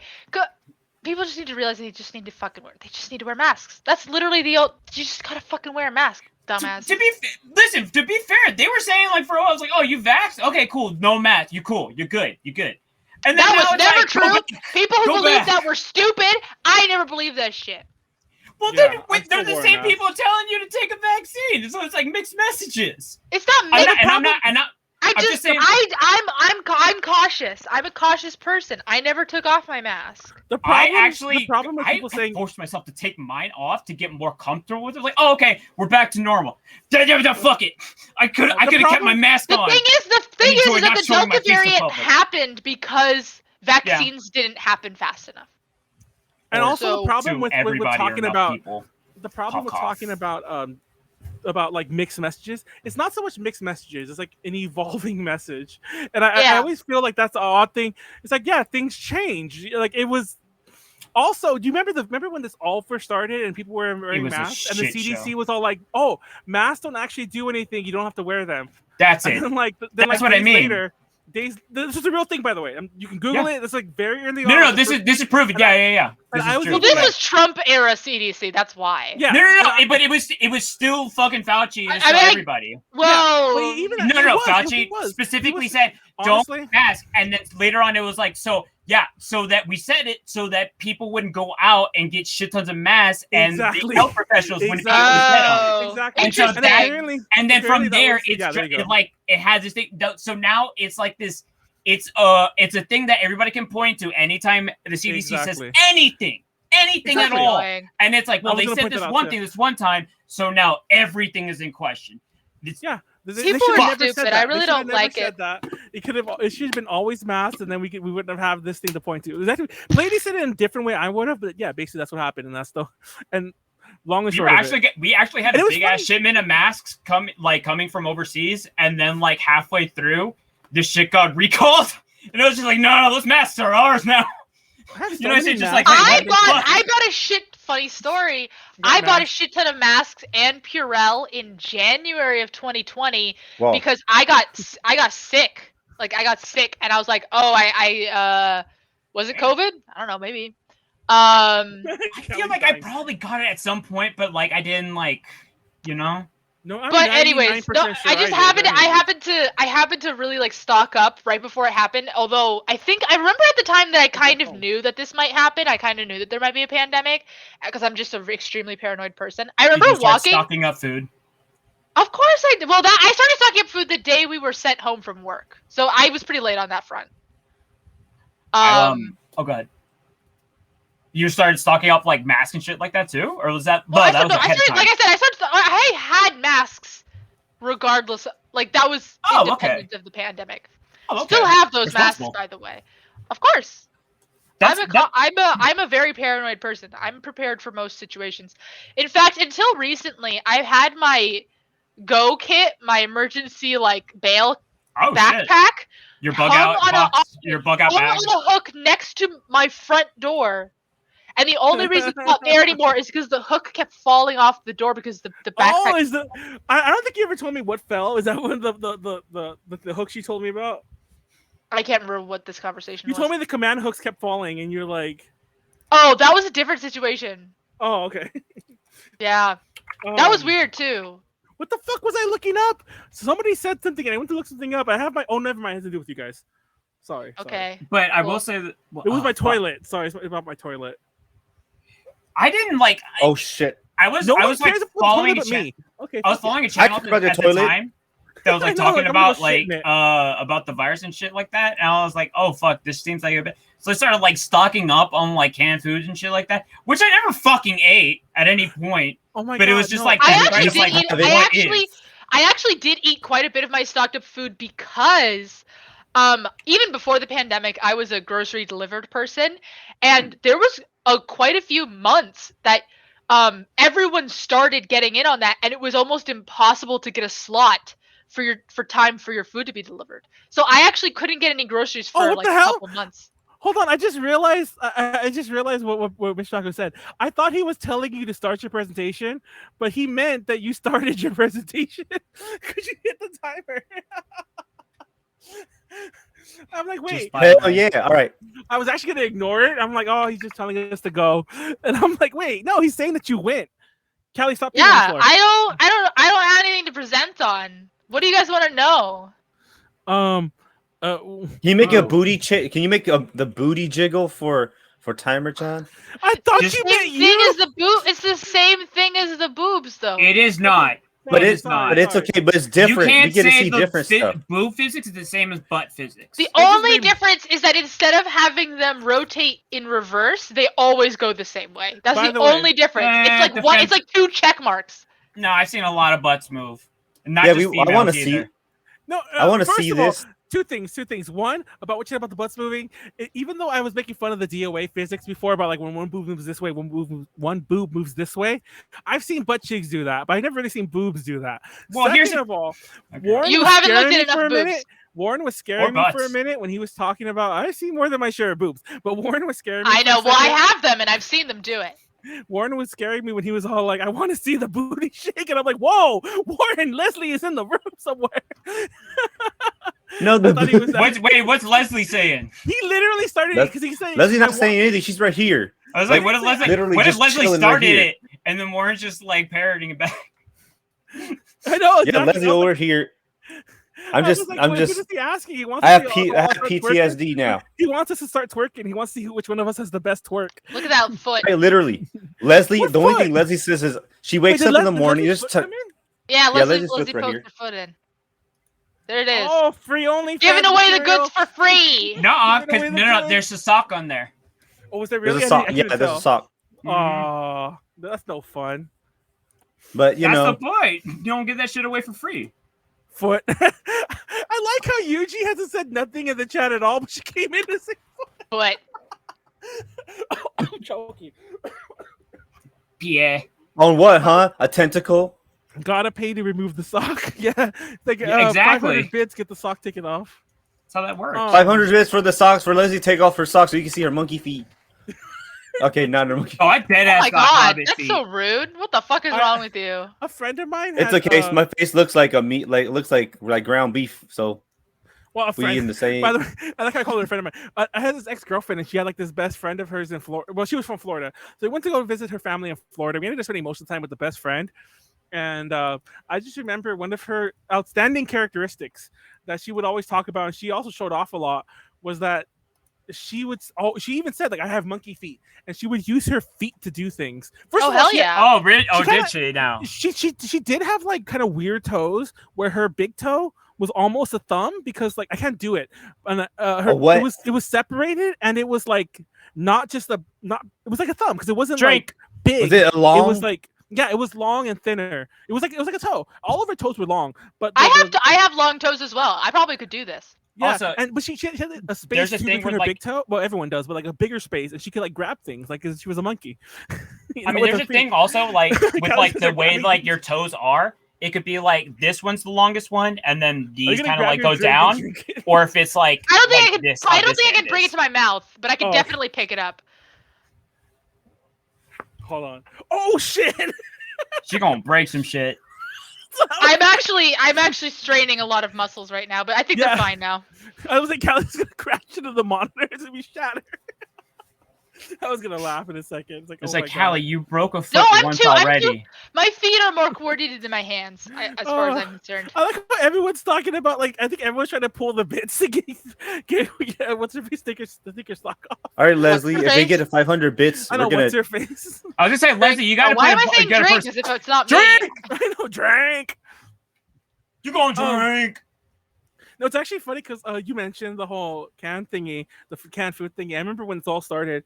I visited like my brother and whatnot, and he was going on about like he was so hardcore about like Oh man, he's so hardcore. Well, prepper, no, I mean about like a prepper motherfucker, no, like in the like Y2K, he had 2012, fucking bomb shelter, tubs, all this those dumbass big tubs shit. you buy at like Home Depot. Like Mhm. the huge ones. We got a bunch of those, and he went to like several Smart Finals, several stores, and he bought like all the biggest cans of everything, like these huge cans of beans, huge cans of nacho cheese. I'm not making this up. Huge cans of everything you could possibly buy. Okay, he's not a very good prepper. He might be hardcore, but he's not very good. Oh no, he's just buying. No, that's the whole point of this. And he even got like a storage unit just for the food. And like he would like go back and forth and bring TLDR just because of the chase. He had tons of food, and like he had like 30-40 pounds of ground beef like in the freezer and shit like that, and like other things. And TLDR, most of it either went bad or he just threw away or gave away or donated. Is that Y2K? No, threw it away or gave it away. No, are you talking about Y2K, or are you talking about pandemic? Oh, pandemic. What are you Nobody using? Like I know ever did any shit a removable camera. We were too young. Or is it like pretty hard set? I cried during Y2K, yo. My webcam is attached to a C clamp. Okay. With a ring light. So yes, I can kind of move it. What if you give us a room tour? It's not. That's the room. Also, now you can see all the shit on my bed. I got from Little Tokyo private today. Room stuff? Here, hold on. Oh yeah, show us the stuff that you bought. I've never seen the rest of your room. What the fuck? What's your There's cat? all these stuffed animals that my cats constantly fuck up. It's actually a signed shirt from Do you have a full light setup that you use every stream? I know. I was about to say, yeah, you have a I giant told you. light Jesus behind Christ. Yeah. I just have the one. I don't ring light, half-ass so I always anything. like I mean, yeah, I have a ring if I light don't that's have just time. around my webcam. Oh no, my fuck webcam- that. No. My webcam rests on my thing. I could just do this. Got that. That's my light. Fucking. Oh goddamn. It's not gonna show. Omori poster, I think. Yep. There's a light up there. Light up there. Technically, I have umbrellas for that one too, and there is another light, but like it's good enough once I use like this stand. That is. I got a new one that I want to use. Oh god damn it! It's like this like Pixar lamp thing. Somehow I turned this into my own presentation. I don't even fucking know how. I know what the hell happened. But yeah, it's like this Pixar lamp thing, and it's supposed to function as like a stand. Also, this is my dresser where I just put all my shit in between. Pixar's gonna sue you for saying that, by the way. But okay. They don't own fucking lamps. They sued someone over that lamp. I like your floor, Pleiades. Oh, thank you. Oh my god, you have a ring light too. What the fuck is all this? You have so many lights. I told you. If I have enough time, I don't half-ass it. The only thing that makes me half-ass anything is just a lack of time. I just remember your All right, man, you gotta show us your Chinese room. Actually, it's not that. We've never seen Manuel's room. Yeah, I know, Manuel. I believe he just lives in a void. The past 2 weeks, I was somewhere. But there is like a black curtain behind him. I will say, fun fact, Why does it have to be this black? right here and these pieces up here, same artist who did my sleeve. Above my computer, there are books. You can kind of see some of. Oh shit! It's not gonna show them. Oh, you can see some of them. Oh, I have an LA thing right there. Somebody gave it to me for Christmas, and it's still tagged, and I'm literally keeping it. So the next time we do an interview with a Japanese guest, I'm going to regift it. I'm not joking. I'm dead. Manuel, I like how Manuel here is showing off bitch. his secret techniques. There's some. Oh, look, that's my Game Boy necklace I used to wear all the time. Hisatsu. Oh wait, no, that's Certain Kill. Never mind. That's some titties. That's the artist who does Zombie Tramp. Oh shit! I almost showed the titties. I don't know what that is. Oh no! But it sounds familiar. Sorry, I think I showed him. Sorry. Manuel up here dying. Manuel's the one who's gonna get his fucking age restricted. I know. I think I'm showing showing the titties. Actually, I missed it. I pissed. I can't believe I missed it. Yeah, the thing is, I would do like an anime figure tour, but most of my anime figures are still at my parents' house. I'm not gonna lie, I was mostly just curious to get a closer look at the frame up there. Because I think I recognize. Yeah, I think I recognize like some of the artists, unless it's one artist. It's one artist. Their name is Mamobot, and all 4 of these portraits are of Drag Race queens. Here's one of my. Here's one of my Raspberry Pis. The one in the upper left looked like Ilyev Kushinov. Which is right by my Raspberry Pi to use what? What'd you make it into? It's like a mini computer. Actually, this is the one. No, I know what it is, but like, what did you do with it? Like, what did you turn it into? This one, yeah, this one's set up just as a computer. This one has like a Word program. Oh, that's cute. Oh, sick. Project. Oh, that is nice. Oh, you can see my full. You can see my. Oh no, I don't know if I'm doxing myself right now. Oh. But that's Calico. If you back up more, it's Callie Calico. Wait, put a stick. There you go. Yeah, there we go. The upper left has big. I always mispronounce their name, but Ilyev Kushinov. This like dope ass artist who's like, oh god damn it. That's a lot. It's all the same artist. Yeah, this one is Katya Zamolochkova. I don't know why I'm yelling at you. Have my mic right here. This is Tati. My drink is over there. I can't reach it. This is Tatiana. This is Alyssa, and this is their iconic. This is the most iconic lip sync in Drag Race history. It was on All Stars 2. This is Trixie Mattel, basically my favorite drag queen, and this is Kimchi, and it was signed by her at Anime Expo because yes, she was at Anime Expo because she's a fucking incredible anime queen. And yeah, it's all by the same artist, and yeah, they actually go to a lot of cons, a lot of anime cons, and they were at some anime con, and I bought all of their Drag Race posters. Oh shit. That's dope as fuck. They also actually did some official. I can't hang this up right now. They did some official art for Kimchi. That's gonna fall forward. Here, I got it. Oh my god, lean it on something. No, it's leaning. Oh, okay. Like yeah, it's not just like pressed up. It's leaning. Don't worry. You just had me scared when we do the presentation and just fall. I over. also have a signed.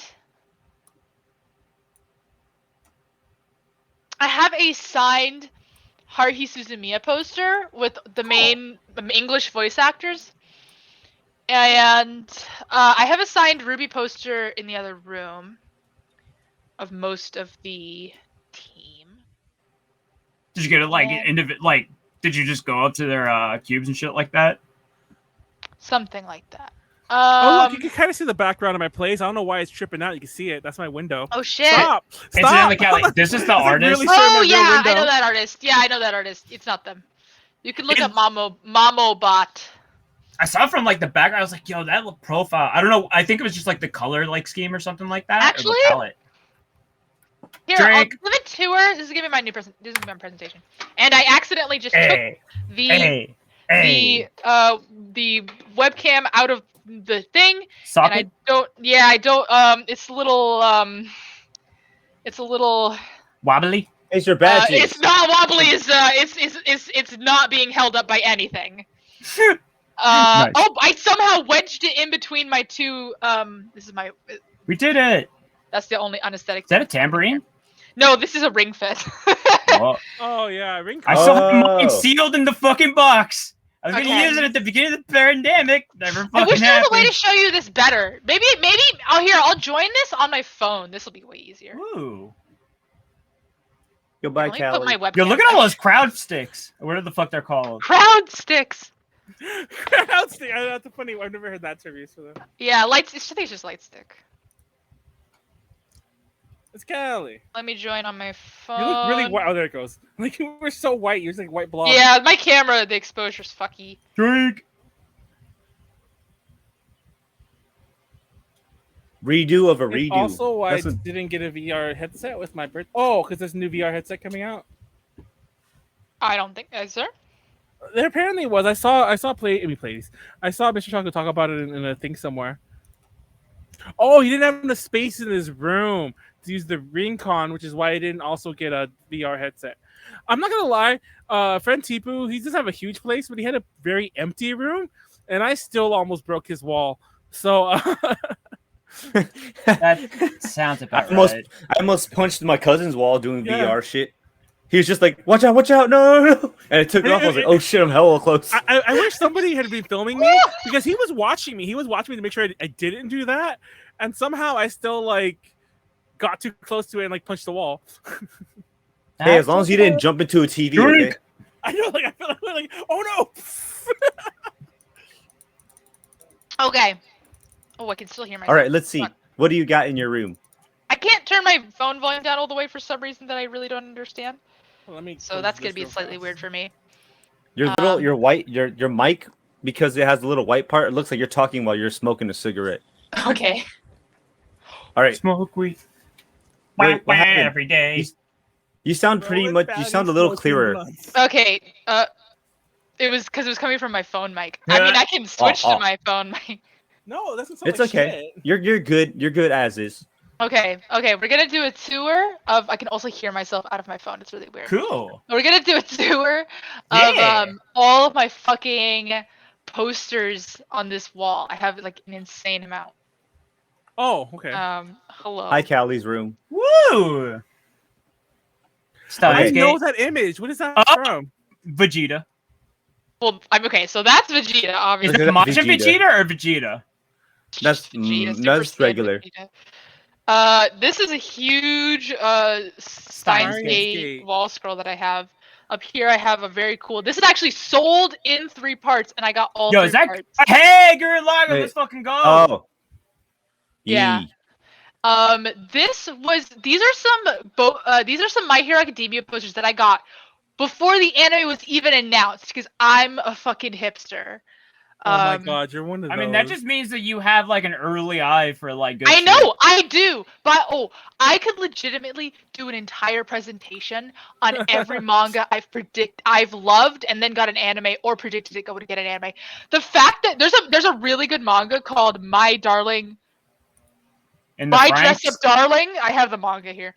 And I genuinely, I have no fucking clue why it's getting an anime, to be honest, but it's really good, and I'm excited about it. Oh, look, I mean, I've seen Bleach. Bleach is getting another anime, okay? So that means anything could get an anime now. I mean, that's kind of, there is a thing where it's like given enough time. I just realized you could see, like, whatever I was showing. It's fine. Oh, sick. It wasn't much. It was kind of Dizzy Cam, actually. We saw your controller. So you did enjoy Kill la Kill? Or you just watched it and you have it up I like there? Kill la Kill. I cosplayed Kill la Kill. You did? What? The girl? Which girl? There's a lot of girls. Many years ago, like right after it ended. Wow. I have the scissor. Well, not anymore. I don't know where it is, to be honest. I think I donated it to my old work, but I had the scissor blade. I made one at my school's wood shop, actually. And then we have Hinamoto. I actually don't recognize that one. I don't remember the name of this show, to be honest. I think it's something like Hinamoto. Kuroko no Basket. Nope. Is that Haikyuu? No? Oh. It's Haikyuu. Oh, yeah, it is Haikyuu. You're right. I saw a ball. Oh, yes! Kuroko no Basket, where they're playing volleyball. I saw a sports ball and like uniform boy. I was like, that's it. What's the basketball one called? That's what I just said. Kuroko no Basket. No, I wasn't gonna say that. I would say the other one, Slam Dunk. I thought that was. I love the English dub of Slam Dunk is one of my favorite English dubs because the acting is perfect, but the writing is insane. The first time I saw, I have a Game Grumps poster, and this is My Brother and Me. This is a My Brother and Me poster. So the reason I was confused, Callie, is in the 90s there was a show called just My Brother and Me, and I was really fucking confused. Here's an Adventure Zone poster. Oh my god, Callie. Neat. Where's the taco? Here's this like Miku holographic That's fuck. That artist. Have you ever cosplayed Miku? This is the official Oh, Miku. God. I've never cosplayed Miku actually. I've always wanted to cosplay the Senbon Zakura Miku. Oh. God damn it, I forget there was some sort of like virus Miku, but I forget which what that was called. This is Wait, like hold up. one of my favorite posters. That's why I keep it right next to my desk. Yeah, it's Dandy and the girl from the very cute like father-daughter episode. Luluko? Oh wait, Oh never my mind. god, No. I don't remember her name. It's one of my favorite episodes of anime of all time. So cute. That opening theme. Oh god. I have a And the poster ending of Don't Fuck With Me. I have God and anime on my side. Which is one of my favorite videos. I have this is I want to know what covered happened under after all my that K-pop scene. light sticks. But I have this really cute like gun. It says Gunpla Gal. I also have it as a sticker. Drink. Honestly, I thought that was you for a second. Yeah, I did too. I was like, is that like Right? a thing you commissioned of you? It's like, look, it's me. I drew me the other day. I also have a ton of Achievement Hunter posters because that used to be my life for a very long time. Cool. Is it a show? It's a Rooster Teeth subsidiary where they just play Let's Plays. Oh. We've got Isabel. Aww. We've got this is a Luna like fan sign that I held at a concert. And this is a Luna poster of Eve and Chu. Chu is my favorite K-pop girl. Hence why she's the back of my phone. Which I had this commissioned by someone actually. Cool. Okay. Oop. Okay. Whoa. What was that? This is all the Luna girls here, and this is Kizuna Ai, which I got this many years ago. Wait, go over to the left a little bit. That's his Up Luna. a little bit. Down a little bit, slightly. Okay, never mind. That girl right there with the braided hair looked like a Bleach character. Yeah, it looked like Unohana. Unohana. This is the wrong drink. Yeah, she's the big First titty, Kenpachi. nurse. Who turned out to be. Now we have my killer. 2 only Bakano posters. Well, I thought you'd have more. Well, they don't exist. No one fucking makes them. This is true. I buy every single one that I see, and I only have 2. Official ones. Oh. No, not official ones. There's never been an official one ever. There's Yeah, there was super literally popular, never though. any merch. No, it wasn't. Not at all. I don't know what you're talking about. Bakano was not a popular It show. sucked. I mean, it it's sucked a for good what? show, but it just didn't do well. No. Okay. There hasn't been enough time. You give it enough time. They made a fucking Is this Dragon Maid kind of thing when they just Pleiades, Japan it's just hated been- Dragon Maid? It's been 14 years since Bakano aired. Yeah, I think it it's doesn't been matter. enough time. Listen, it took them how long to make a second? Oh God. They're never making a second season. Okay, so this is Komi-san. Who has my precious. My precious. And this is Kuro, my other precious. And You of have a lot course, of Claire Stabian. But I don't like this Claire Stabian. I don't like this Kino's drawing. Journey. There we go. Kino's Journey. It took them like a fucking 20 years to make a sequel to Kino's Journey. You still got it. Well, it's Kino's actually Journey was a reboot, I think. popular franchise, though, so not a good equivalent. Wait. Do It's you want a pretty road it's- share? Here we go. It's on par with that. About. Here's I my think- manga collection. It's manga. Manga. A lot of these shelves are double stacked, so this one's double stacked. By the way, both of these shelves, all of this in front are manga that I haven't read. Oh Yeah. shit. Yeah. I mean, So that makes I it have a easier to problem. pick apart. No. Like, it's just like you have to like keep the shit out in front of you that you're going to read, because otherwise, it's like you're gonna not be able to find it easily. Like it's there in your face this way. Yeah. Yeah. I like how I own more volumes of Beastar that I haven't read than volumes of Beastar that I have read. But I almost anyways, sat down to actually watch. thought you that read the other whole day. thing Beastars already, is so it good. doesn't You should matter. watch it. It's really, really good, huh? What? Did like a movie. Oh, talking about Beastars, okay? I don't know if y'all saw Callie.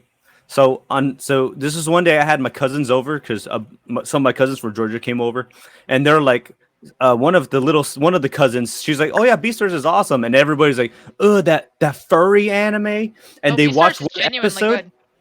The people that said that furry anime gross, everyone was Right. watching. We watched the whole entire first season that night, and everyone was like, "This is It's cool." I was so just like, good. It's even so my good. my brother's just That like, one? that's weird. So far, there hasn't been a furry anime that isn't good. Brand New Animal, also extremely good. And Oh yeah, we need to watch that still.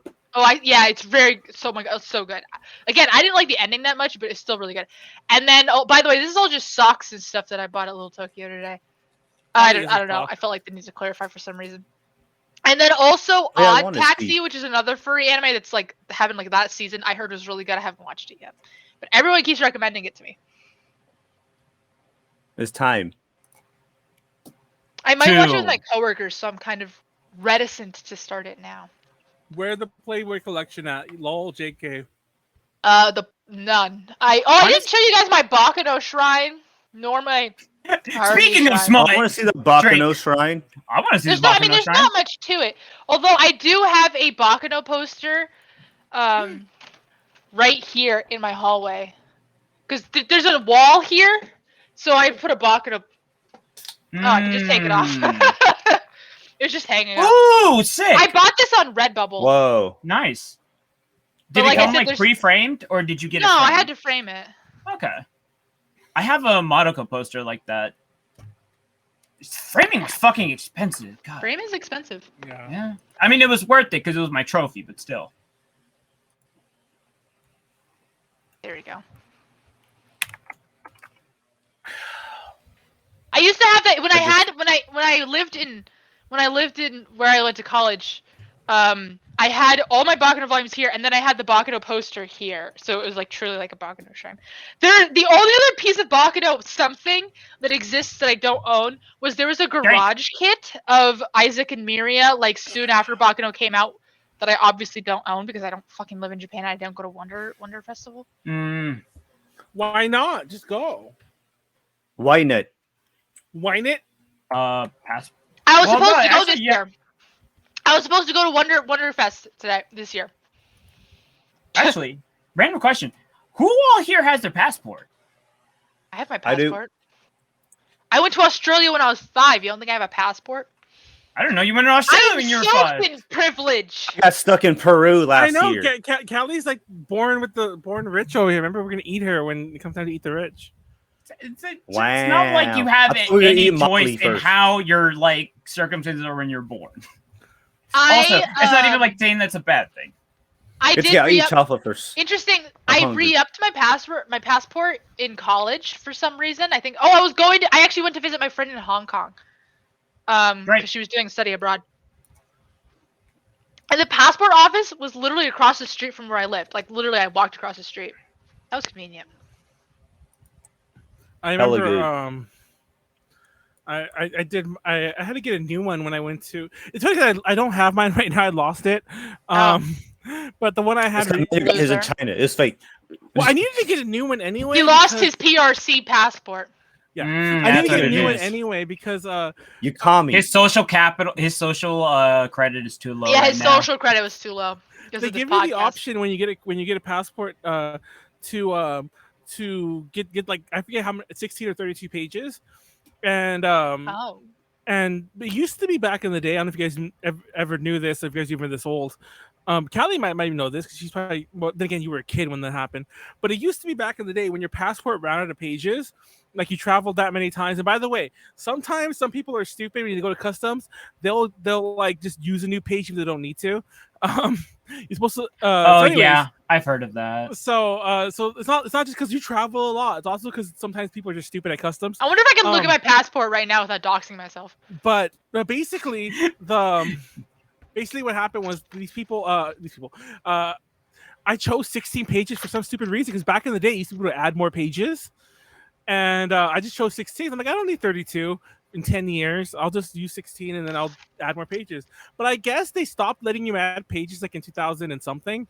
So yeah, I need a new. Even though I lost it, I need a new passport anyway. TLDR. That was a long-winded way for me to say that. Where is my passport? Wait, do you have a whole bunch of shit in your passport then Manuel? Yeah, because Stamps mind you, there were and times I keep meaning to get mine. There are times when, like, especially when I go to like Taiwan, It's or kind whatever, of expensive. It's kind of, but you definitely want to have it way before you actually need to travel. It takes a hell of a long time to process, right? It depends like on where 2 you get it. months. It takes a while. No, it depends on when you get it. I got mine done No, at City it's- Hall. I went to. You can pay a shit ton of money for it to happen way faster. I got mine in a few weeks. Yeah, I went to City Hall. I don't know where my Not my passport City is, Hall, you guys. I went to Long Beach City Hall because I was told that nobody ever gets passports there. And when by the way, this tells you a lot about areas sometimes. But I went there and there was no one in line. They gave me an appointment. I'm like, I don't know why I needed an appointment. I showed up. I was the only one there. I waited there a little bit anyway. I went on my time. They swore you have to like do these stupid things, and then they're like, oh, it should come in really soon. I got it like in a couple weeks. I lost my passport. You know, the one thing I did hear is that since people aren't traveling as much, it has kind of like streamlined getting your passport. This is probably a really good time to get it. That and like a TSA pre, which I highly recommend, by the way. I was going to say one that. of the reasons my pages are all fucked up. TSA pre is just you can do a bunch of security screening shit and pay $60. I think it's 60 or 80, and then you can go into the short line at the airport. Mm-hmm. Oh, it's like a fast pace. Exactly. Yeah, it's literally a fast pass. There's another version called Clear, but a lot of airports don't have it. TSA pre, I've never seen an airport that didn't have it. Yeah. Including airports that didn't need it. But talking about TSA, my friend he is on the terrorist list. Then maybe you won't get TSA pre. What did he do? We all are going to be. Damn it, Warren. Okay. He went he went to the Philippines and brought back katanas and kunais and stuff, and they confiscated it. Oh, have I told you? No, real talk. I've mentioned this before, and I'll give you the really fast version because Pleiades start getting ready. I'll give you the really fast version. When I went to Mexico several years ago, and I'll just tell you the really fast version. I brought meat back, and apparently bringing meat back is one of the worst. Meat? Because it seemed like a good idea. You can buy meat here. Manuel, you're not even allowed to bring fruit into California. Yeah, why did you think you could bring meat? Me and Leslie, I didn't know you couldn't bring fruit for the TSA took us how long to get through that? California is as far as I'm aware, the only state that has state border checkpoints because you're not allowed to bring fruit into California. Wait, These state border checkpoints are literally run by the agriculture department. We'll take a shot. Not any of the. This just agriculture. They're literally just check to see if you have fruits. But TLDR to the chase.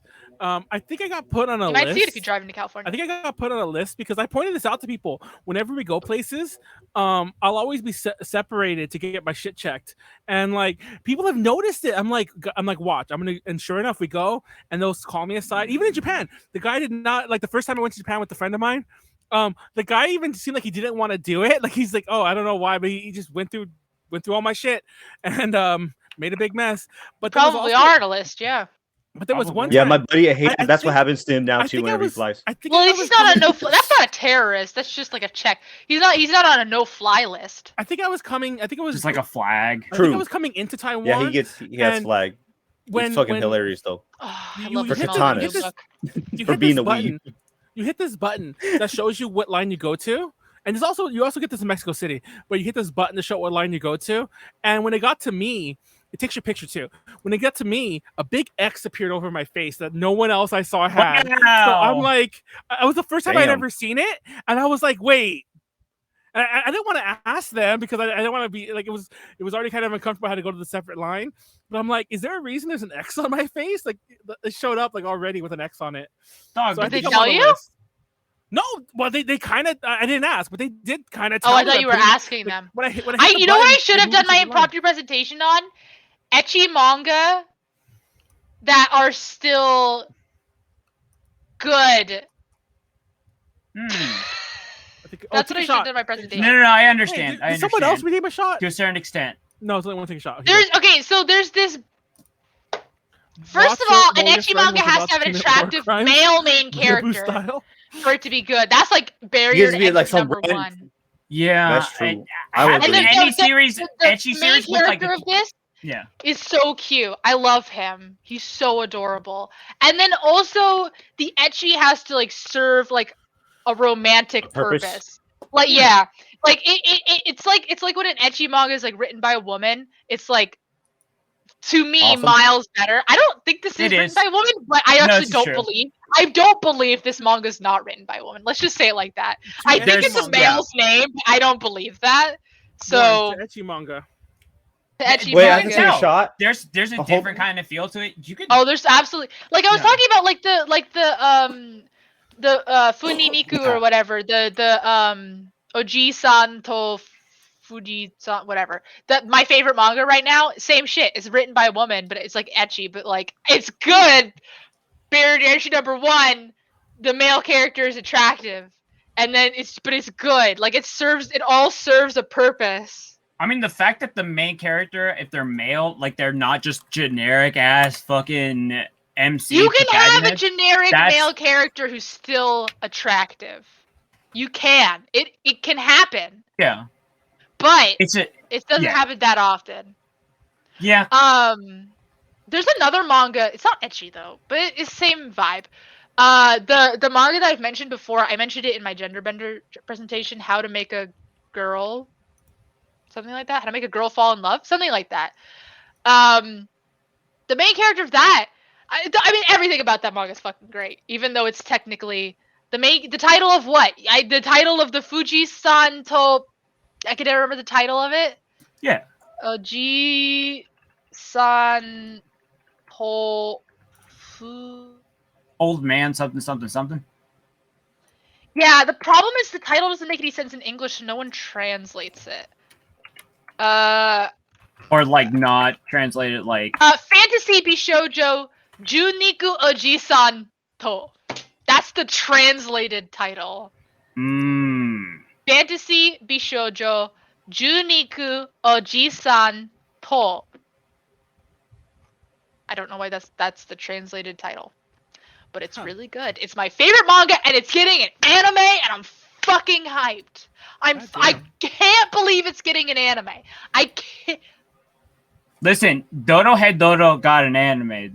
That no, in and of itself. It's honestly, it's a different scale, because first of all, this is a fucking web manga. Second of all, they are turning my favorite. It's like they're asking me what should be coming. It's like they're. It's not even that. To be honest, they're not even asking me what should be coming in anime. They're asking me what my favorite manga are, which I don't even necessarily think would be good adapted into anime. Like this, I don't understand why they're adapting it to an anime. It's not suited to be an anime. But I'm not gonna fucking complain. There's they're on the anime board of 4chan. Like now they just need to make some Korean villainous isekai into anime. These go. They actually had the thing where it's like every single season they would do like a spreadsheet of all the seasonal anime, and there's one meme that kept coming out where it was like, oh, it's Kizumonogatari, Doro Hedoro, fucking a new revamped version of Legacy of Galactic Heroes done by Madhouse. Basically just all like the fucking shit that you would want. And it would just like be there intentionally to be like, why does this not exist? And just piss people off the fact that it's not happening. It's so random. Listen, there's some Holy Grail adaptations that You're saying I the mix in. Wesley in the chat, you said the weeb is strong with me in this moment. The weeb is constantly strong, but no one is. I don't never find people who are at the same wavelength of weeb as me to talk about anime with. Yeah, and it's frustrating. I mean, it's like we can't just say like, I like you watch anime, I watch anime. We get a lot like no. Like there's a lot. Honestly, I can deal with that. It's the problem is I watch. I mean, actually, I don't watch that much anime anymore, but it used to be more of a problem. I used to go to anime conventions, and I used to be like, I want to talk about anime, and no one around me basically watched anime, at least in any sort of capacity where they could have a conversation with it. And I just mean like seasonal anime. Like I watch seasonal anime, or at least I used to. I'm fucking busy watching VTubers now. But honestly, there's literally no. I mean, sorry to Kobayashi made whatever. There's no good anime this season, so I don't even give a shit about this season. Tokyo Revengers is pretty tight though. I can't. I honestly, I'm ruined. I can't. Tokyo watch Revengers. Oh, but that's not even this season. That's like last season. I'm talking about new shit this season. See, I can't watch it week to week anymore. Oh, okay, that don't count. Okay, I thought it was this season. No, that doesn't count. Like there's far and few between series that I will actually watch week to week, just because like my experience is usually like the shit is typically more enjoyable if you just like wait until it's done and then binge it all the way through. The only exception to that is like fucking Code Geass, Gurren Lagann, and like Star Driver. Yeah, me and Leslie fucked up with Tokyo Revengers because I thought it was only be 13 episodes, and we watched all 14, and then we realized it's gonna be more than that, and I was like, oh. Fuck!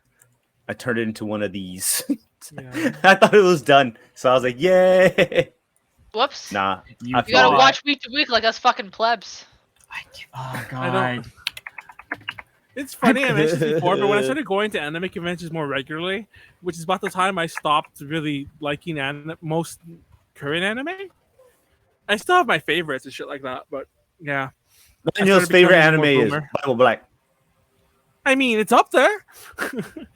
It's up there. I'm not gonna lie. Oh yeah, did Dungeon Black Company get an anime? I feel like I heard this and then immediately forgot about it. But I read like the first like 10 chapters of the manga, thought it was good, and then almost immediately got bored of it. Maybe the anime is better. Someone in chat said that there's a manga that I read that got an anime. That I can't. I don't see it here though. You know, as you're looking for that, I remember reading Vinland Saga in high school. Oh, Kageki Shoujo looks interesting. I'm gonna Kageki Shoujo. Yeah, I mean it's Yuri, or like it's girls' love, rather. I think. What do you call that? Would that just be called GL? Yeah, actually. GL. I mean that's okay. I didn't know that was a thing. You were making a joke. That's literally what it's called. Just like BL. Oh yeah, GL. Oh okay. The purest love. The purest love. It's as the meme goes. Dragon Maid. Is there really a meme for purest love? I never heard that. And I find there is a meme that has been passed around that is like girls' love is the most pure love. Oh. This is not the manga that I read. This Black Company one. This isn't the manga I read. I must have been confusing it or something. This is absolutely not the manga that I read. Are you almost ready? That's so weird. Wait, that's so weird. Can be. I thought we were still doing this though. Series? We have a time limit now, Pleiades. What are you talking about? Oh, the timer stopped. Oh, let me go pee. I'll be right back. Oh, you son of a bitch! I thought we were still doing this. Oh no, I haven't been presenting for like 30 minutes. Like I thought that Vinland Saga would never get one because I read it in high school. I was like, I'm surprised, and then all of a sudden 2 years ago, it just popped up. Pleiades is in the bathroom. I have to dig this shit out. Okay, one of my favorite manga, literally one of my favorite manga of all time. Welcome to the ballroom. Are you running? Is that a dancing one? Who's yelling? Why are you running? What just happened? Did you guys hear that? Pleiades is killing somebody. Pleiades is killing somebody. Why are you running? I think he's yelling at a cat. This manga is about competitive ballroom dancing, which is, by the way, a real thing. And by the way, not even the only manga about dance sport. And guess what? This has an anime. It's called Welcome to the Ballroom. It was an Amazon Prime exclusive. Fuck Amazon Prime. First of all. Second of all, the anime wasn't that good. I thought it was pretty good, but people didn't like it. I think it was mostly because it was an Amazon Prime anime. Why did? Is that normal Amazon hate, or is there a specific reason you don't like Amazon Prime? Because this was back when the Amazon still had anime strike, so you had to pay extra to watch this, which I did, of fucking course. I went and saw the premiere of this at Anime Expo. I have no idea how big of a deal this was to me for this to get an anime. Yeah, Mr. Taco's is explaining in the chat. You originally needed Prime and an extra month. Yeah, you had to have Prime and an extra $5 a month to pay for Anime Strike, which they got rid of pretty quick, TBH. But the damage was fucking done. Still mad about it. It's funny because it's not its own. It also didn't help that the manga was on hiatus at the time and continued to be on hiatus for like 2 more years. It only came off hiatus recently. a bunch of the Chinese stuff I used to watch, like the wuxia stuff I used to watch on Amazon. They used to be free. It all organized under a new thing, and it's not its own streaming service. I looked it up. It's just like a channel on Amazon. So I don't know how those work. If it's Amazon doing it itself, or they just like working through a license holder. But now it's all under a new channel called Hi Ya, and I'm like, that's so racist. That's wild. Manuel, they did it. Okay, they did it to themselves. Yeah, they knew what they were doing. It better be Asians running this. I think it is, to be fair. But it was funny. So I'm like, is that its own streaming service? I'll just get that on its own. But no, it's just an Amazon channel. Oh, that looks good. I love this. This is a really, really good manga. I highly recommend it. I recommended it to people at the time, and a lot of them complained it was too heterosexual, which is a weird thing to say to me because there's explicitly gay characters in it. But anyways. Wait, they complained to you that it was too I'm confused with them. That's what they said, quite literally. This is too heterosexual for me. Well, because it's male female like dance couples. That's how dance sport literally works. So they're like, it's too heterosexual. Hey, that's what Leslie says. She says well, actually, I'm just a homo now, so that's cool.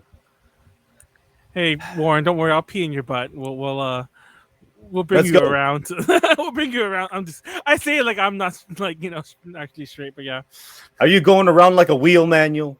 I hope that sometime soon I have a time where I can literally just pick up all this fucking manga off my shelf, take a 30-hour bath, and read all of it. That's what I want. That's all Callie, I want. You would come out of that like a fucking prune. I've had like 4 or 5 hour baths before, especially when I was like in high school and stuff, because I would like read in the bath. So like if I was just like really into it. Wouldn't you be afraid to like drown or something, fall asleep or something? I have fallen asleep. Have you dropped anything many times? Have you dropped it yet? Like, I did drop something once, but it wasn't that bad. Like I've never like dropped something and it would be serious. The thing that usually happens is that my manga is like next to the bathtub and like some splash gets on it, or like my manga or my computer happens a lot. But it's never like that big of an issue. I thought you like dropped it like in the water. I've never dropped any. I've never like dropped something in the water. As far as I know. So there were other people complaining about that heteronormativity or whatever about that manga. That wasn't just Callie's friends? It's stupid.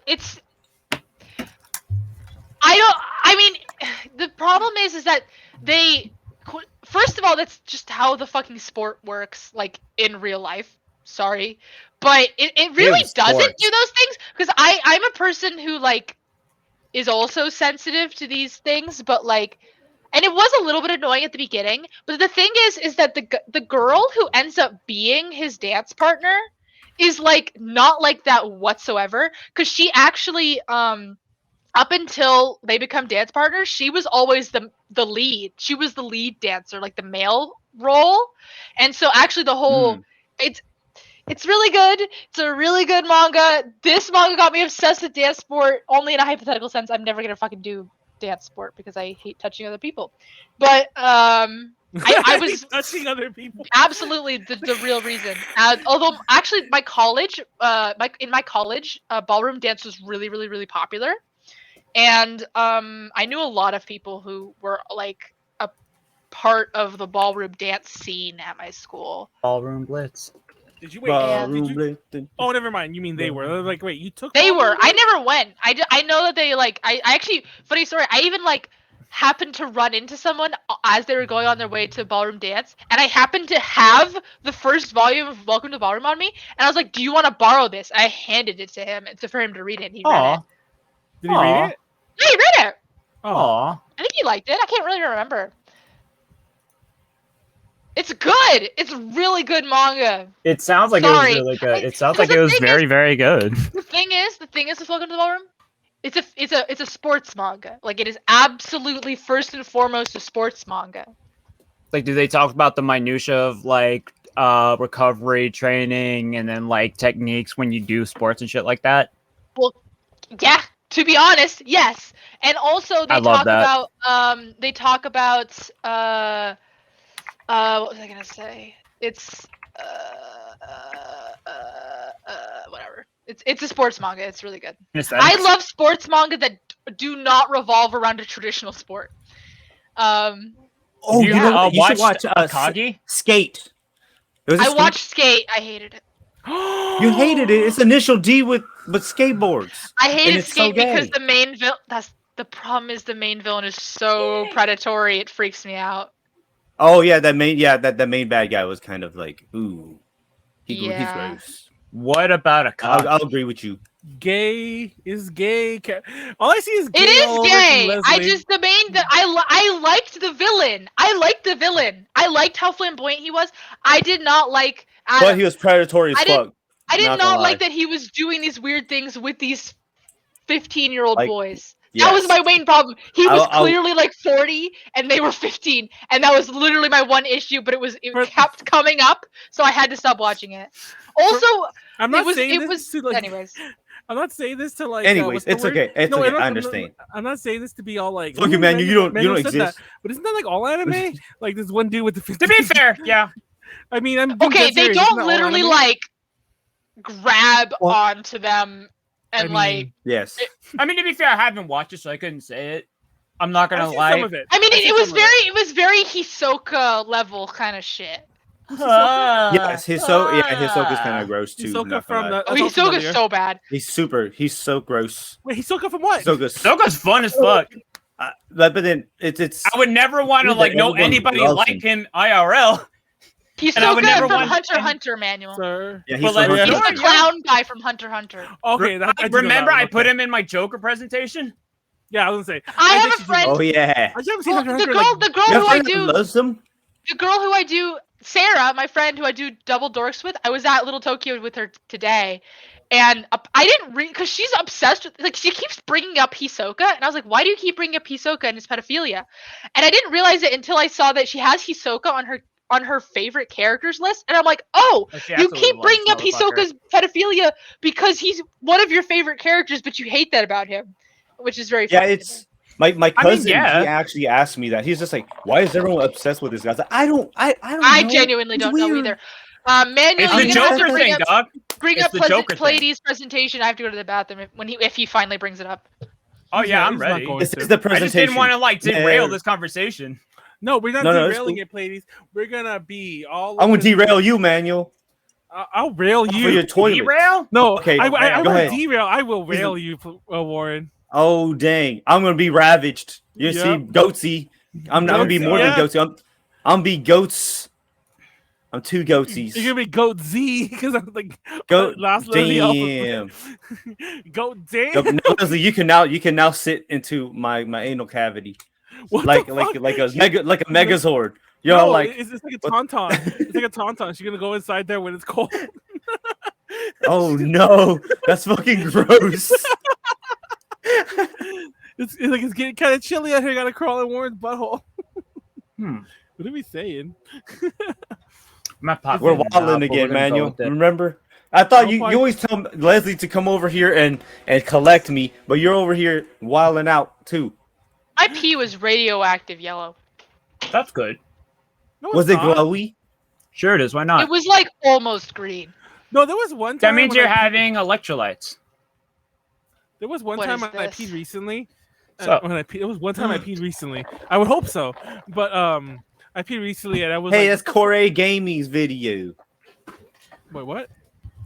I'm going to go ahead and crack open this presentation talking about a throwback to something that we talked about previously. I know we've had multiple presentations on the FGC, but it doesn't actually have to do necessarily with the FGC itself. But if you happen to tune into a prior presentation of our beloved Warren and how he went into the different methods that people, when they play fighting games, have in terms of strategy for how they approach things and how they approach the game and how they approach playing with other people. This is a good primer, and so I'll just briefly go over what is the basis of this. Honestly, you could apply this to any kind of game, but it's a nice little like way to kind of like summarize things. You have people who they're the data miners. They like look into everything in a fighting game, and they're like, okay, so this is +2 on block, this is minus blah, blah, blah, this has whatever, invincibility. Like, it is like the textbook, like, know everything about it. Okay, that's one person. There's somebody who's the heart. So, and that person is just like, they kind of just go everything in terms of like their gut. They go in, their intuition is there. Those are the people who, like, if you're playing a game of poker, they rely a lot on things like bluffs and mind games. And then you have the body, somebody who is, okay, they can maybe like have like some really difficult ass like techniques. Shout out to anybody who understands, who like hears the term Korean backdash and knows exactly what I'm talking about. It's the kind of shit where it's like, if you play a game long enough, you will get carpal tunnel syndrome because, or some form of like joint disease, because the cartilage will be worn down. But the point is, it's like, these things aren't just like, oh, everybody, like, you get into a game and you stick. No. It's your personality. Hence, I want to talk about somebody who's a very prominent figure. And, oh shit, it didn't actually go to that page, did it? Lame as fuck. Would it have to be the window instead of the tab? It would be. So instead, I'm just going to do this instead. Ding. Okay. This is a perfect example of somebody who happened to be the perfect encapsulation of somebody who was the brain. Somebody who sat down and played for hours and studied frame by frame. How the fuck did, like, do this and that, and the minutia of like, oh, if you get up on this edge of this stage, you'll have like this, blah, blah, blah. If you get into this situation, blah, blah, blah, is the right and the wrong answer to whatever conflicts you're getting into. Here's the thing. Shout outs to Jason. He's contributed a lot. That is not what this is about. What is it about? But he is the perfect. Why did you bring all that up? Oh my because God, he is the perfect antithesis to who I actually want to talk about. I need a pee, but I don't want to go back outside. It's cold and dark. What the fuck? Are you serious? Hold on, man. You'll just pee on the floor. Don't be scared. Will you judge me if I just pee in a cup? Just I wouldn't judge you. Jesus I Christ. peed in a bottle before, bro, and when we're driving 3 hours into. I don't have a bottle. I went to. I think the cup's the best option. No. So someone's gonna drink out of. I'll do it drunk like that. Okay, all right. Continue. Mewtwo King is what a lot of people think of when they think of fighting, is they think of like pro gamers and whatnot. That's not who I think of. I actually think of somebody else. Mango. What the fuck is this? This is C9 Mango, also known as Joseph Marquez. Okay, and I want to hear Warren. I want to hear Warren say it. Have you heard of this person before? Mm-hmm. I've never heard of this person. Like this, I think this is the first You're gonna learn today, son. That's You will you're not a learn gamer. today. That's what I'm saying. You're not a But real gamer. But I think every gamer person they've mentioned, I've at least heard the name in passing. I've not heard of a single one of these people. Yeah, but this one, this is all Mango. new to me. This could be Pleiades' friend, and he's all telling me for all I know. So yeah. No, it's because it's loose. Like the only reason why I know is because I play fighting games too, so we end up crossing paths Salty with runbacks. Smash people. Let me Yes. pop something on this. All right. So, who the fuck? Go ahead. Okay. All right. No, you're good. You're good. Who the fuck is actually Mango? Mango being a player who originated from California, so and he started off just as like some shit like ass kid who just happened to like talk a lot of shit. Callie, California Calico over there. That's who that is. Calico.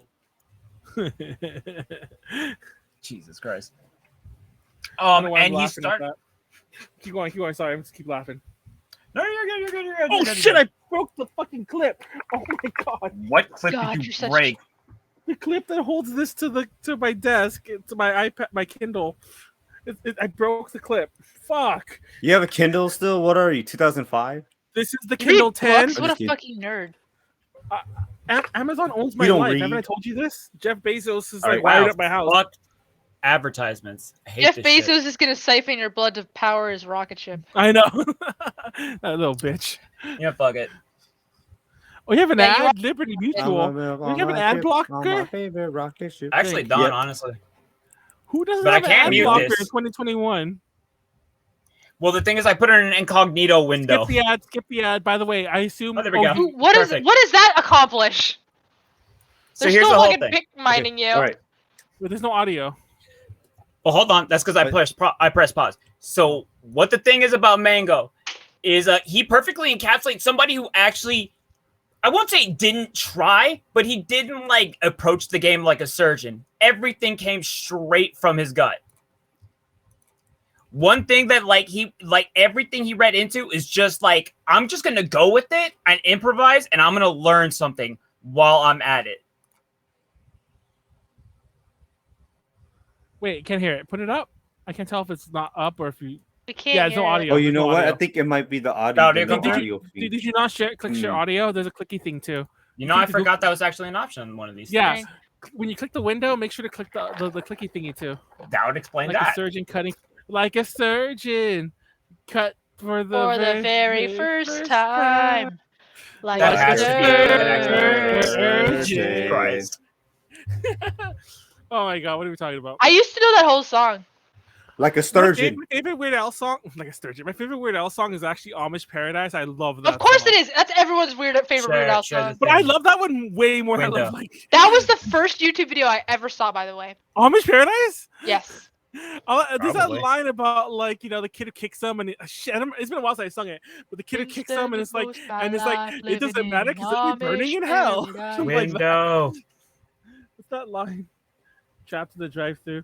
I also I have his autograph. Give me the fucking window. I have a picture with him, but click him in. I'm trying to see if I can find my Weird Al picture real fast. I have a picture with Weird Al. Oh shit! We can hear ourselves. Thank you. Ladies, we've gone over this so many times. You have to choose Chrome tab. I did. There you go. She's No, you did it. Biting the Chrome, netting. Chrome tab. The Hold mesh. From the window. Oh, shit, to the wait. floor. To the walls. To the Chrome. I know I'm just making a joke. To the Chrome tab. So yeah. Anyways. A little boy kicked me in the butt last week, but I smiled at him and I turned the other cheek. When It's the like fuck that. did that happen? It's yeah, the Amish Oh, yeah, Paradise. there we go. I forgot the next slide. Oh yeah. Oh, you got to pick with him too? I got one when he was at Amoeba. The music. There's store sound had on it. that. Yes, it works, and we're not echoing. Thank you. Fantastic. Finally, Okay. after fucking 4 weeks. I know, right? Let's go. So one of the early in the game, in a scene where again, this is like an entire thing where like Nintendo has never man. actually provide backup to Smash Brothers, and notoriously Melee has been like kind of like shed on in terms of everything. But still, regardless, we have people who approach it if for nothing else than the skill of the craft and just getting better on itself. And what differentiates Mango from the others pros in Melee? Because if he isn't playing his not his best, but he has to be playing good. He can't just wing it against Hungrybox because you have to play a certain style. He makes you play his game. That's what makes him so good. He makes you play his rules because if you don't, then he's there. He's figured out an option. So man is completely just mentality based. Just hold gut on. instinct. Hold on. I'm not ragging on it like in the whole thing, but like I love the dramatic music, the dramatic dialogue. Yeah. And then one dude has the sweatband, the other dude has the fucking SpongeBob beanie thing or whatever the fuck that is. It was that's just a funny. Smash. It was just a funny visual for the dramaticness of what was going on. Oh no, that's Mango big time. And again, he has changed a lot throughout the years. But he basically smashed. He like came into the scene at fucking age 16. Kind of knew he was going to be the best at some point, just the way he was progressing. I believe it was Pound. At his young age, people were like going around and like, oh, like shit, who do we have to look out for? This kid who has long ass hair and just talks shit a lot. Somehow he's going to be the best. I've seen a lot of new players come and go, and no one grabbed a hold of the game the way he did. I thought it would happen. We kind of knew he was going to be the best at some point, just the way he was progressing. I believe it was Pound 3 when Mango decided that I'm going to lose in winner's bracket. You give me every single big name in loser's bracket. It's not a question. I got it. It's easy. Pound 3 was like my favorite moment like ever. It was so good. Mango took that tournament to the bank, but he talked about Pound 3 for at least 2 years. And who was that right next to him? Mewtwo King. Who at the time, after this little like changing of the guard with like there was an original person who was like just a dominant champion over the melee scene. Ken. Sephiroth Ken at the time. Like that was his handle. Mewtwo King came in and with all of his knowledge of like frame data, of like this and that, technical data, all that, he came in and he was like, cool, so I know all this, like the hacks and all this shit, so I got it. Here's the thing. It don't mean shit when you play against somebody like Mango. Because exactly what he does is he'll toss out something that makes no fucking sense to throw you off your guard because it's not actually logical. But again, that's part of the mind games in it all. Pound 3, Homeboy was like 60. He was like in his teens. And at that point, he managed to dethrone what people had thought was like, and again, people mythologize everybody in every scene, right? But at the time, Mewtwo King was thought of like as quote unquote the robot. Like, if you were to play like a game, like what was the game? The movie War Game, where like there was like an AI and you had to play like, and then like play tic-tac-toe against an AI. And the thing is, if you keep playing over and over and over again, just going to repeat the same shit. The idea being that you'll play perfectly no matter what. That's what Mewtwo King was thought of.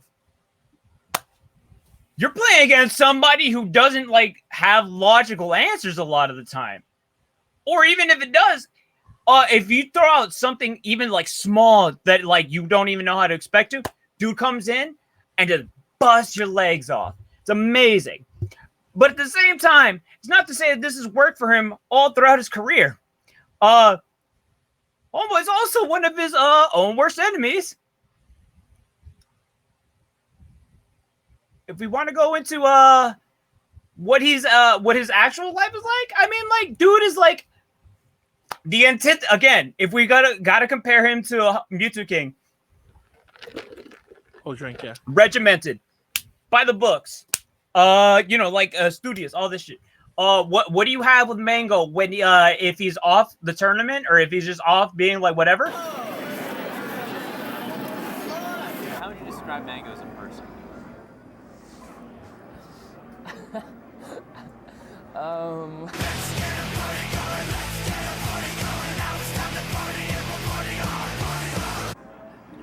He's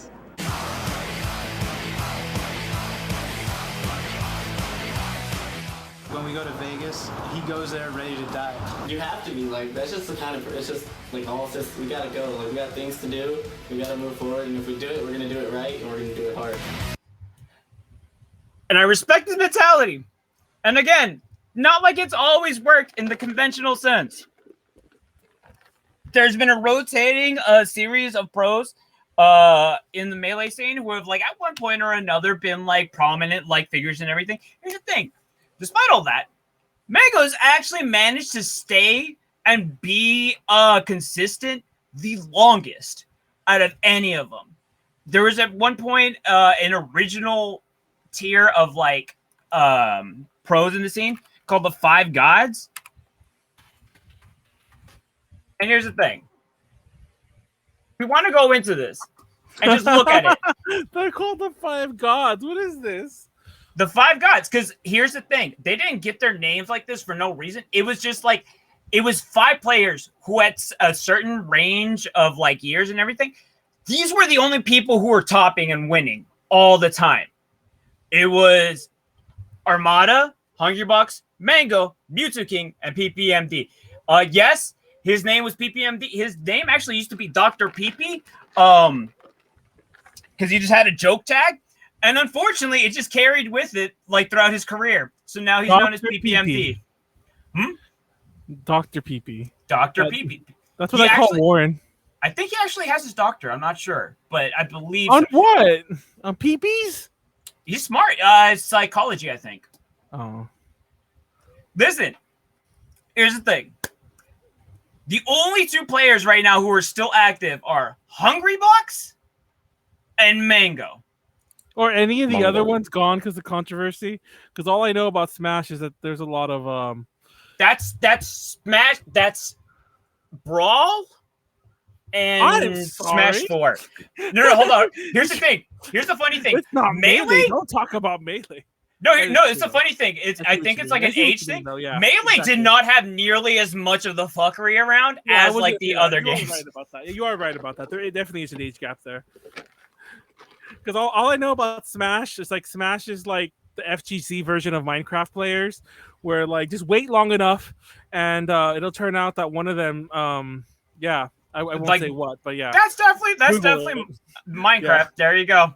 Well, Minecraft because everyone's like fucking like 10, except for the people playing it. But yeah. But I mean, it's true. No, you're right.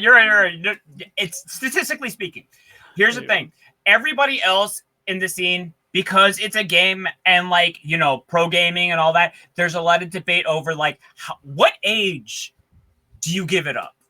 Like in sports, for certain sports, it can really depend when you can retire or like when you should retire, when it's like, okay, I'm past my peak, I shouldn't be in this anymore. For things like boxing, it's like fucking what, 25, if that? 25? Wow, Pleiades, that's for the record, I know what you're getting at here, and I've actually given this a lot of thought lately. Like, I don't know why this came up, but I was like, I used to really... because I was talking to Molly. Gosh, I don't know if it was DTL. Might have been we were just talking, like, randomly. I don't remember anymore. We were talking about platformers, and I was going on about how hard some of them are, and I'm just like... I missed those days when I was younger, and I would just pass the controller to a friend. Actually, we were on DTL, I remember now. But anyways... and I was making the joke that Molly would be the friend because she did some pretty hard platformers recently. And then I thought about it. I'm like, actually, I think I'm way better than I was when I was at my youngest. Like, not my youngest, but when I was like in my teens, my reflexes weren't as good and my game playing skills, I guess. Like, I don't know. Tell me you didn't go back to one of those games when you were a little bit older that you could never beat, and it's like, now I can. Exactly. So I had completely the opposite reaction, by the way. I tried to play Mario within the last year. Which Mario? I mean, OG or whichever, yeah. Like a 2D, 3D? Definitely 2D. I've never played a 3D Mario. And I just could not fucking do it. No, I've gotten way better. I think, honestly, what the part of the issue was, like, I kind of had, like... I gave up really easily when I was younger, too, I think. I would just have a very fatalistic attitude. Complete opposite experience. I had so much perseverance when I was a kid. Nowadays, I had zero patience because I don't fucking play any video games. And when I was a kid, I had all the time in the world to play fucking video games. Absolutely fair. Well, that's the thing. I don't know about you. Similar to Callie, I have the opposite reaction, too. Because I have no time to play video games, I really don't.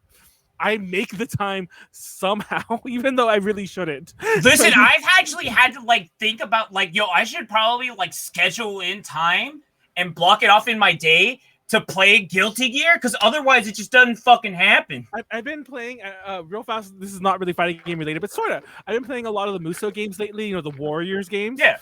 And I even until kind of recentish, I would play them all on easy, just like play them, and I would just button mash like everyone. "Quote unquote," that's all the games are. But I've been lately, I'm like, you know what? I'm gonna put this shit on hard, and I'm gonna actually learn how to play the game and how to do counters and how to do use all the techniques the game has and shit like that. I'm like, oh look, it's a game. Oh my god, fucking wow, fucking wow. I hear Callie from God knows where, like, oh my god. But yeah.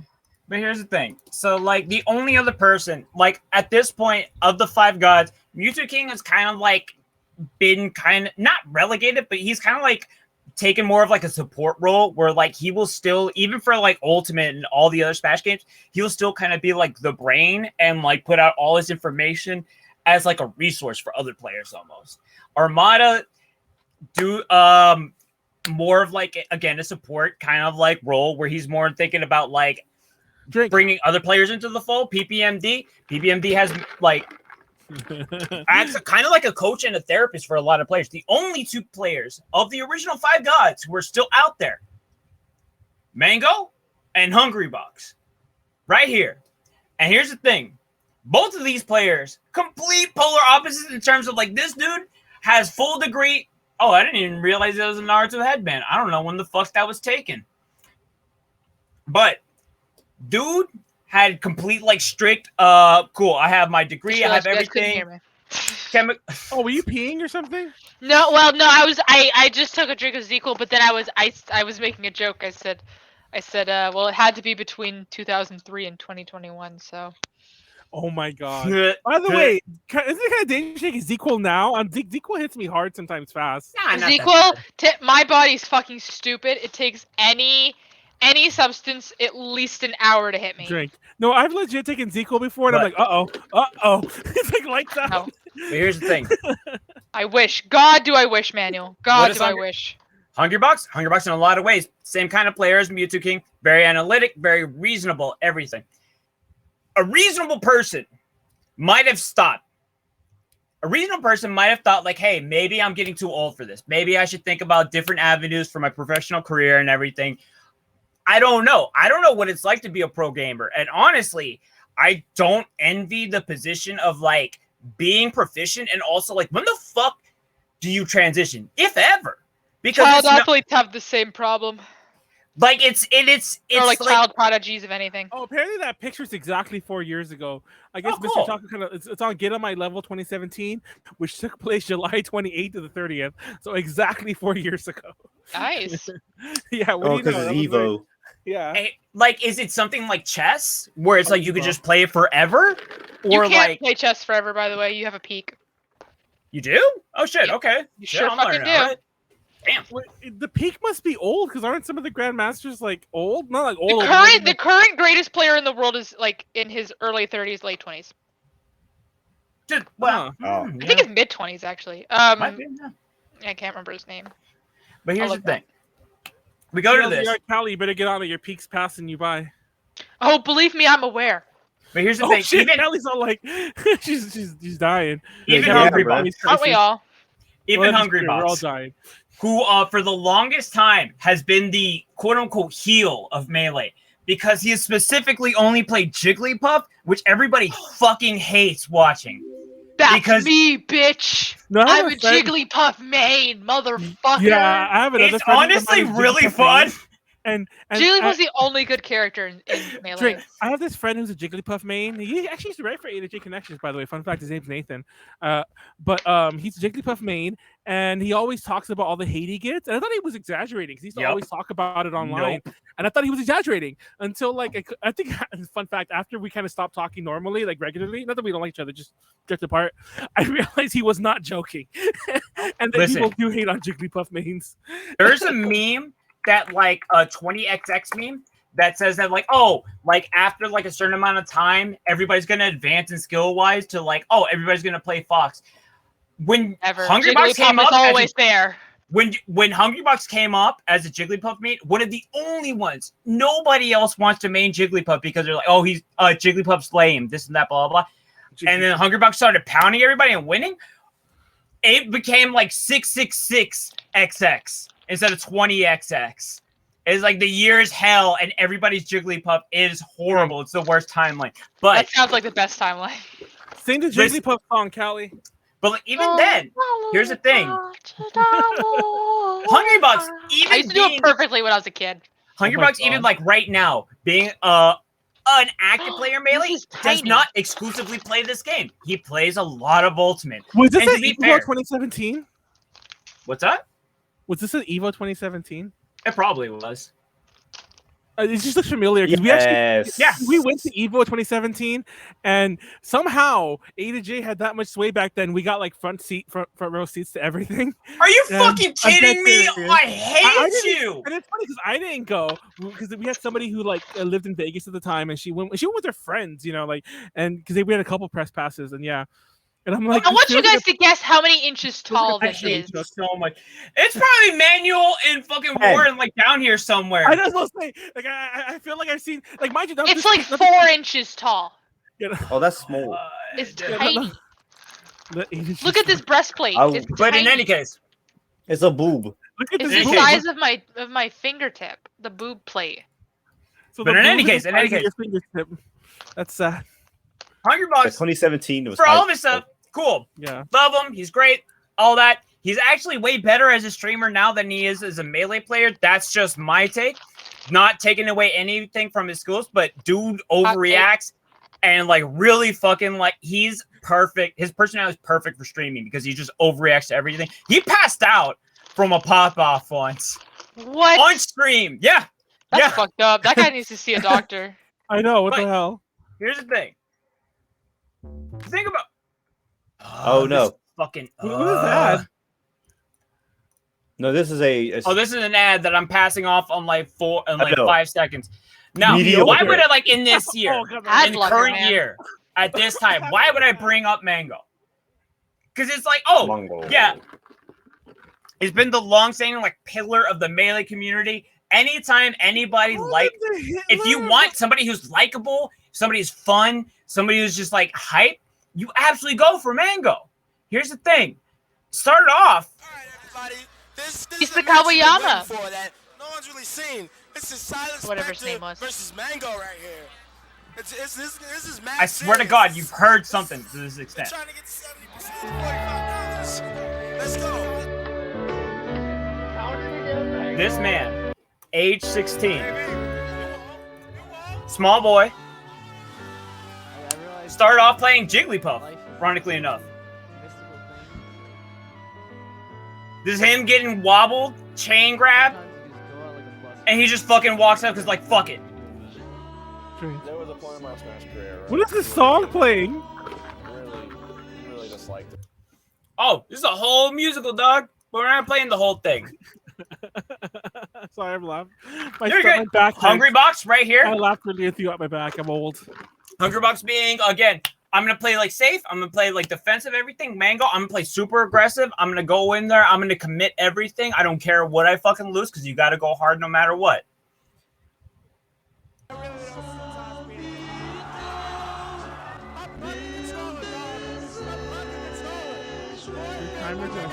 My man. Also, he started late, so we have. I don't know if you noticed this right here. Sorry, I'm Mr. Choco. Oh, you're good, dude. In my opinion, maybe I probably don't have room saying it. Yo, those fucking Falco and Fox tats, thematically amazing, but I would love to see a close up just to see the quality. But it doesn't fucking matter, dude. To see the quality. Has like the coolest shit all around. Just going into it, fully commits and everything. Dude has like, and like beyond that, he's like defended like all his players. There was a certain point where what was it? An old fucking player by the name of Chillin' Dude challenged a new player who's like way better than he is, like just because of like, you know, keeping up with the scene and whatnot, or maybe it's life. Who the fuck knows, really?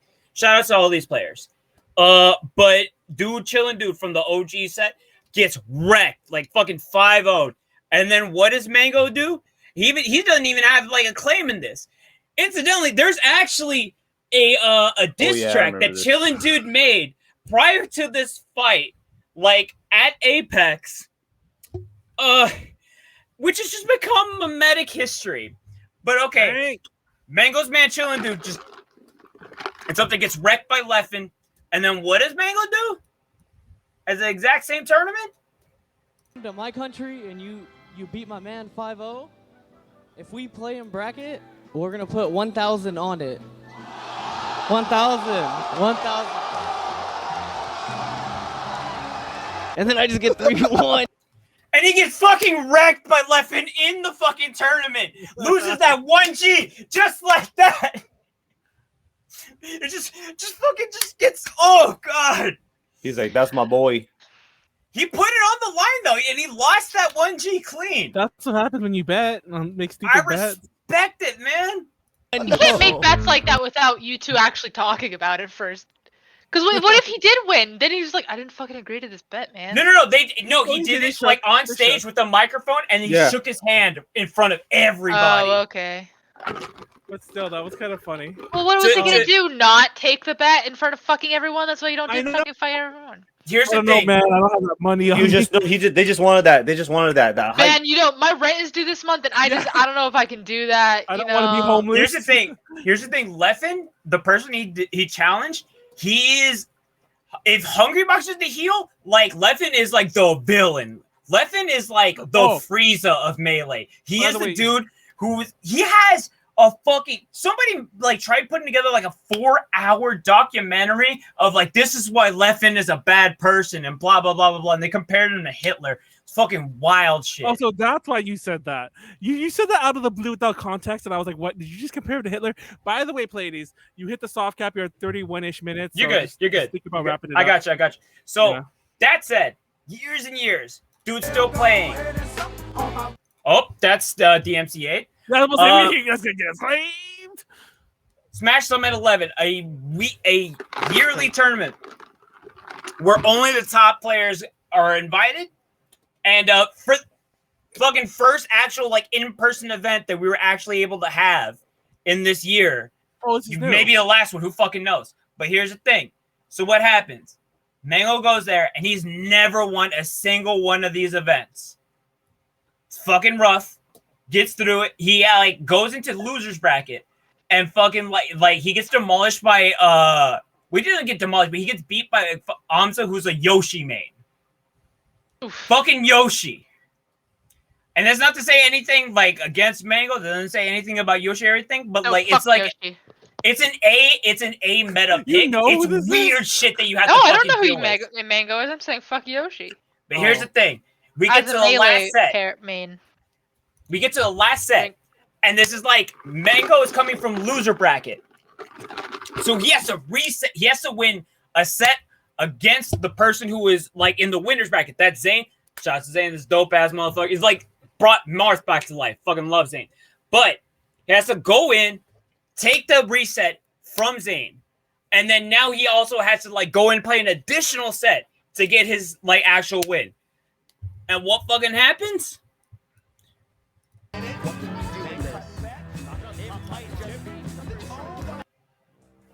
An ad fucking happens because I fucking hate ads because of course the sandwiches don't fucking look like that at all. Did I tell you those fuckers who charged me that $1 extra for that? I told that story on a different stream. Remember that, Warren? Where they charged me $1 and I wanted to go all carrot on them because they didn't honor the price that was in the window. Oh. I'm still mad about that. Now he's gonna go back in time. Yeah, but that was great. The absolute last stock in this tournament. Last stock. Let's go. Come on. Mango is Fox. Zane is Marth. That's Roy. Remember the thing I said? I called him. And this is where Zane fucked up. No! Marth, my boy! No, Marth is dead. And in that moment, Mango won the largest where the fuck are they prize. filming? It's during the pandemic, but still, this is like someone's room. This was last week. So I'm pretty sure. But where is this? I don't fucking know. I'm pretty sure, by the looks of it, that this has to be someone. This dude got slides on. Because there's 3 windows. No, they clearly rented a room in like a community center. Or something. Yeah. But I mean, like, this isn't a hotel. Yeah, because that floor is. I don't know, we're judging it on where the fuck they rented this room. But yeah. Mango in full dad bod mode. Who is actually a dad at this point. Fucking maintains his status as the GOAT of Melee. Who Hungrybox actually gave it to him. Hungrybox, who, like, again, constantly butting heads because of different mentality and all that. In a stream, Hungrybox is actually on there just talking to people, and then Mango comes by, and he's like, oh, hey, Mango, good shit, blah, blah, blah. I think you might actually be the GOAT now. Hungrybox gets to him. And then fucking they just hug on cam, and it's the most fucking wholesome thing ever. And, like, you see Mango invite him to some shit. I was like, oh, my God. But even after all that, with all the fuckery, California, because here's the thing: California Community Center. who didn't get a chance to be here because of whatever the fuck, and also, hope you recuperate, Left. But Homeboy's hands were fucked up from an accident.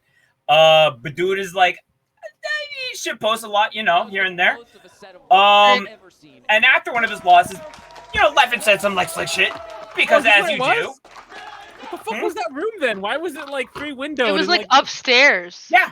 Why did they play in a isolated. tiny room? Oh, so that they could concentrate or what? Yeah, that's it. Oh, but they don't always. Usually they don't do tournaments like that. So why did they do it don't. this time? It's because I think the it's summit just is like an invitational tourney. It's like not a whole shit ton of people who go. It's like top ranked players pretty much.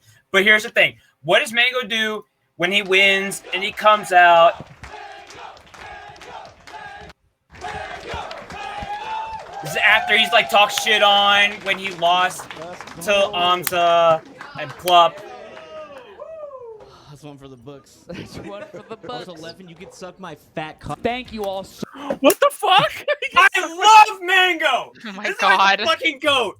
The first is like, yo, also, Leffy, you can suck my fat cock. Fucking love this man. Drink, and I think that's it. We'll close That's on it. that. No, it's cool. It's perfect. That's a Fat perfect cock. place to put it. We'll close on his fat cock. There you go. We'll shut the door on his fat cock. Shout out to Mango, shout out to Leffy, shout out to all the Did you fucking say goats. ow? I love I all said of y'all. wow. Also, Mango, your tattoos aren't lame at all. They're fucking dope.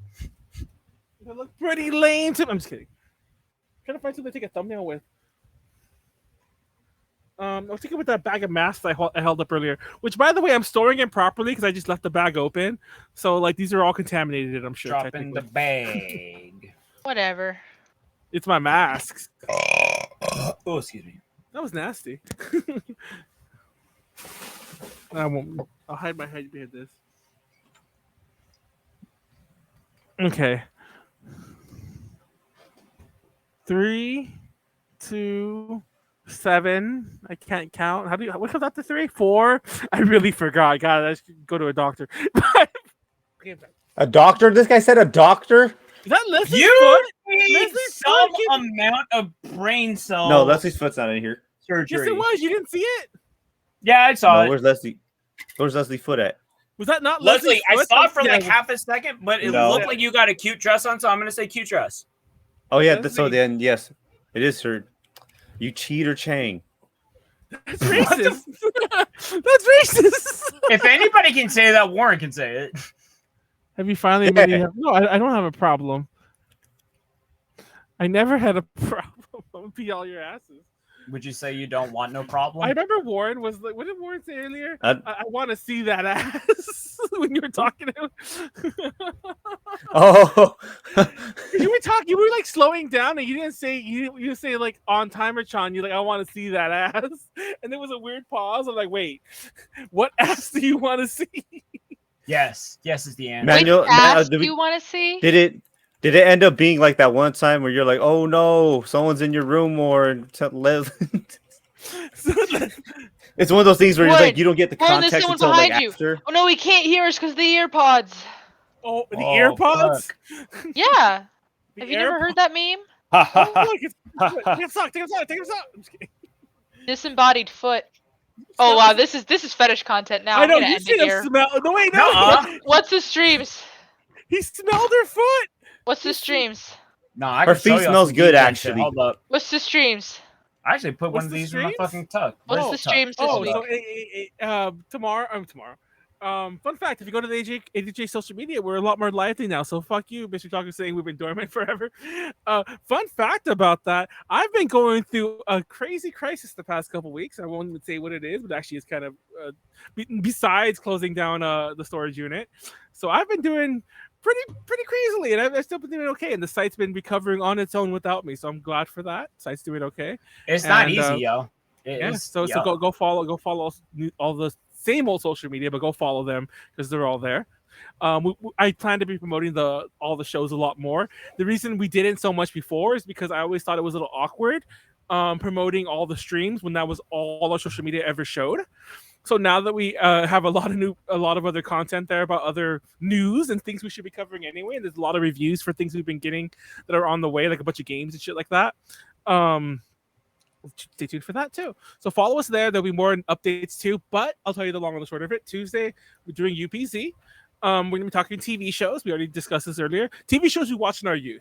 And I definitely am going to bring up the Ricky spanking Lucy thing because that's been on my mind. That was not in my head when we started. Shows you watched in your youth? I watched I Love Lucy. You can't say you were fucking 14. Wow, that's real. That's the most boomer. That's legitimately the most boomer thing you've ever said. That in is your life. super boomer. Okay, let me rephrase that. I clearly watched the Nick at Night version or whatever. I did not. I mean, it wasn't Nick at Night, but I'm saying like I watched it. It was on Fox. It or whatever. Was it Nick at Night? No, bro. But, No. I did not watch it on like one of the two networks we had in 1950, whatever. I'm not that old, guys. Come on. How would you know it's 1950? Yeah, Manuel was, you know Manuel was born in Pangea.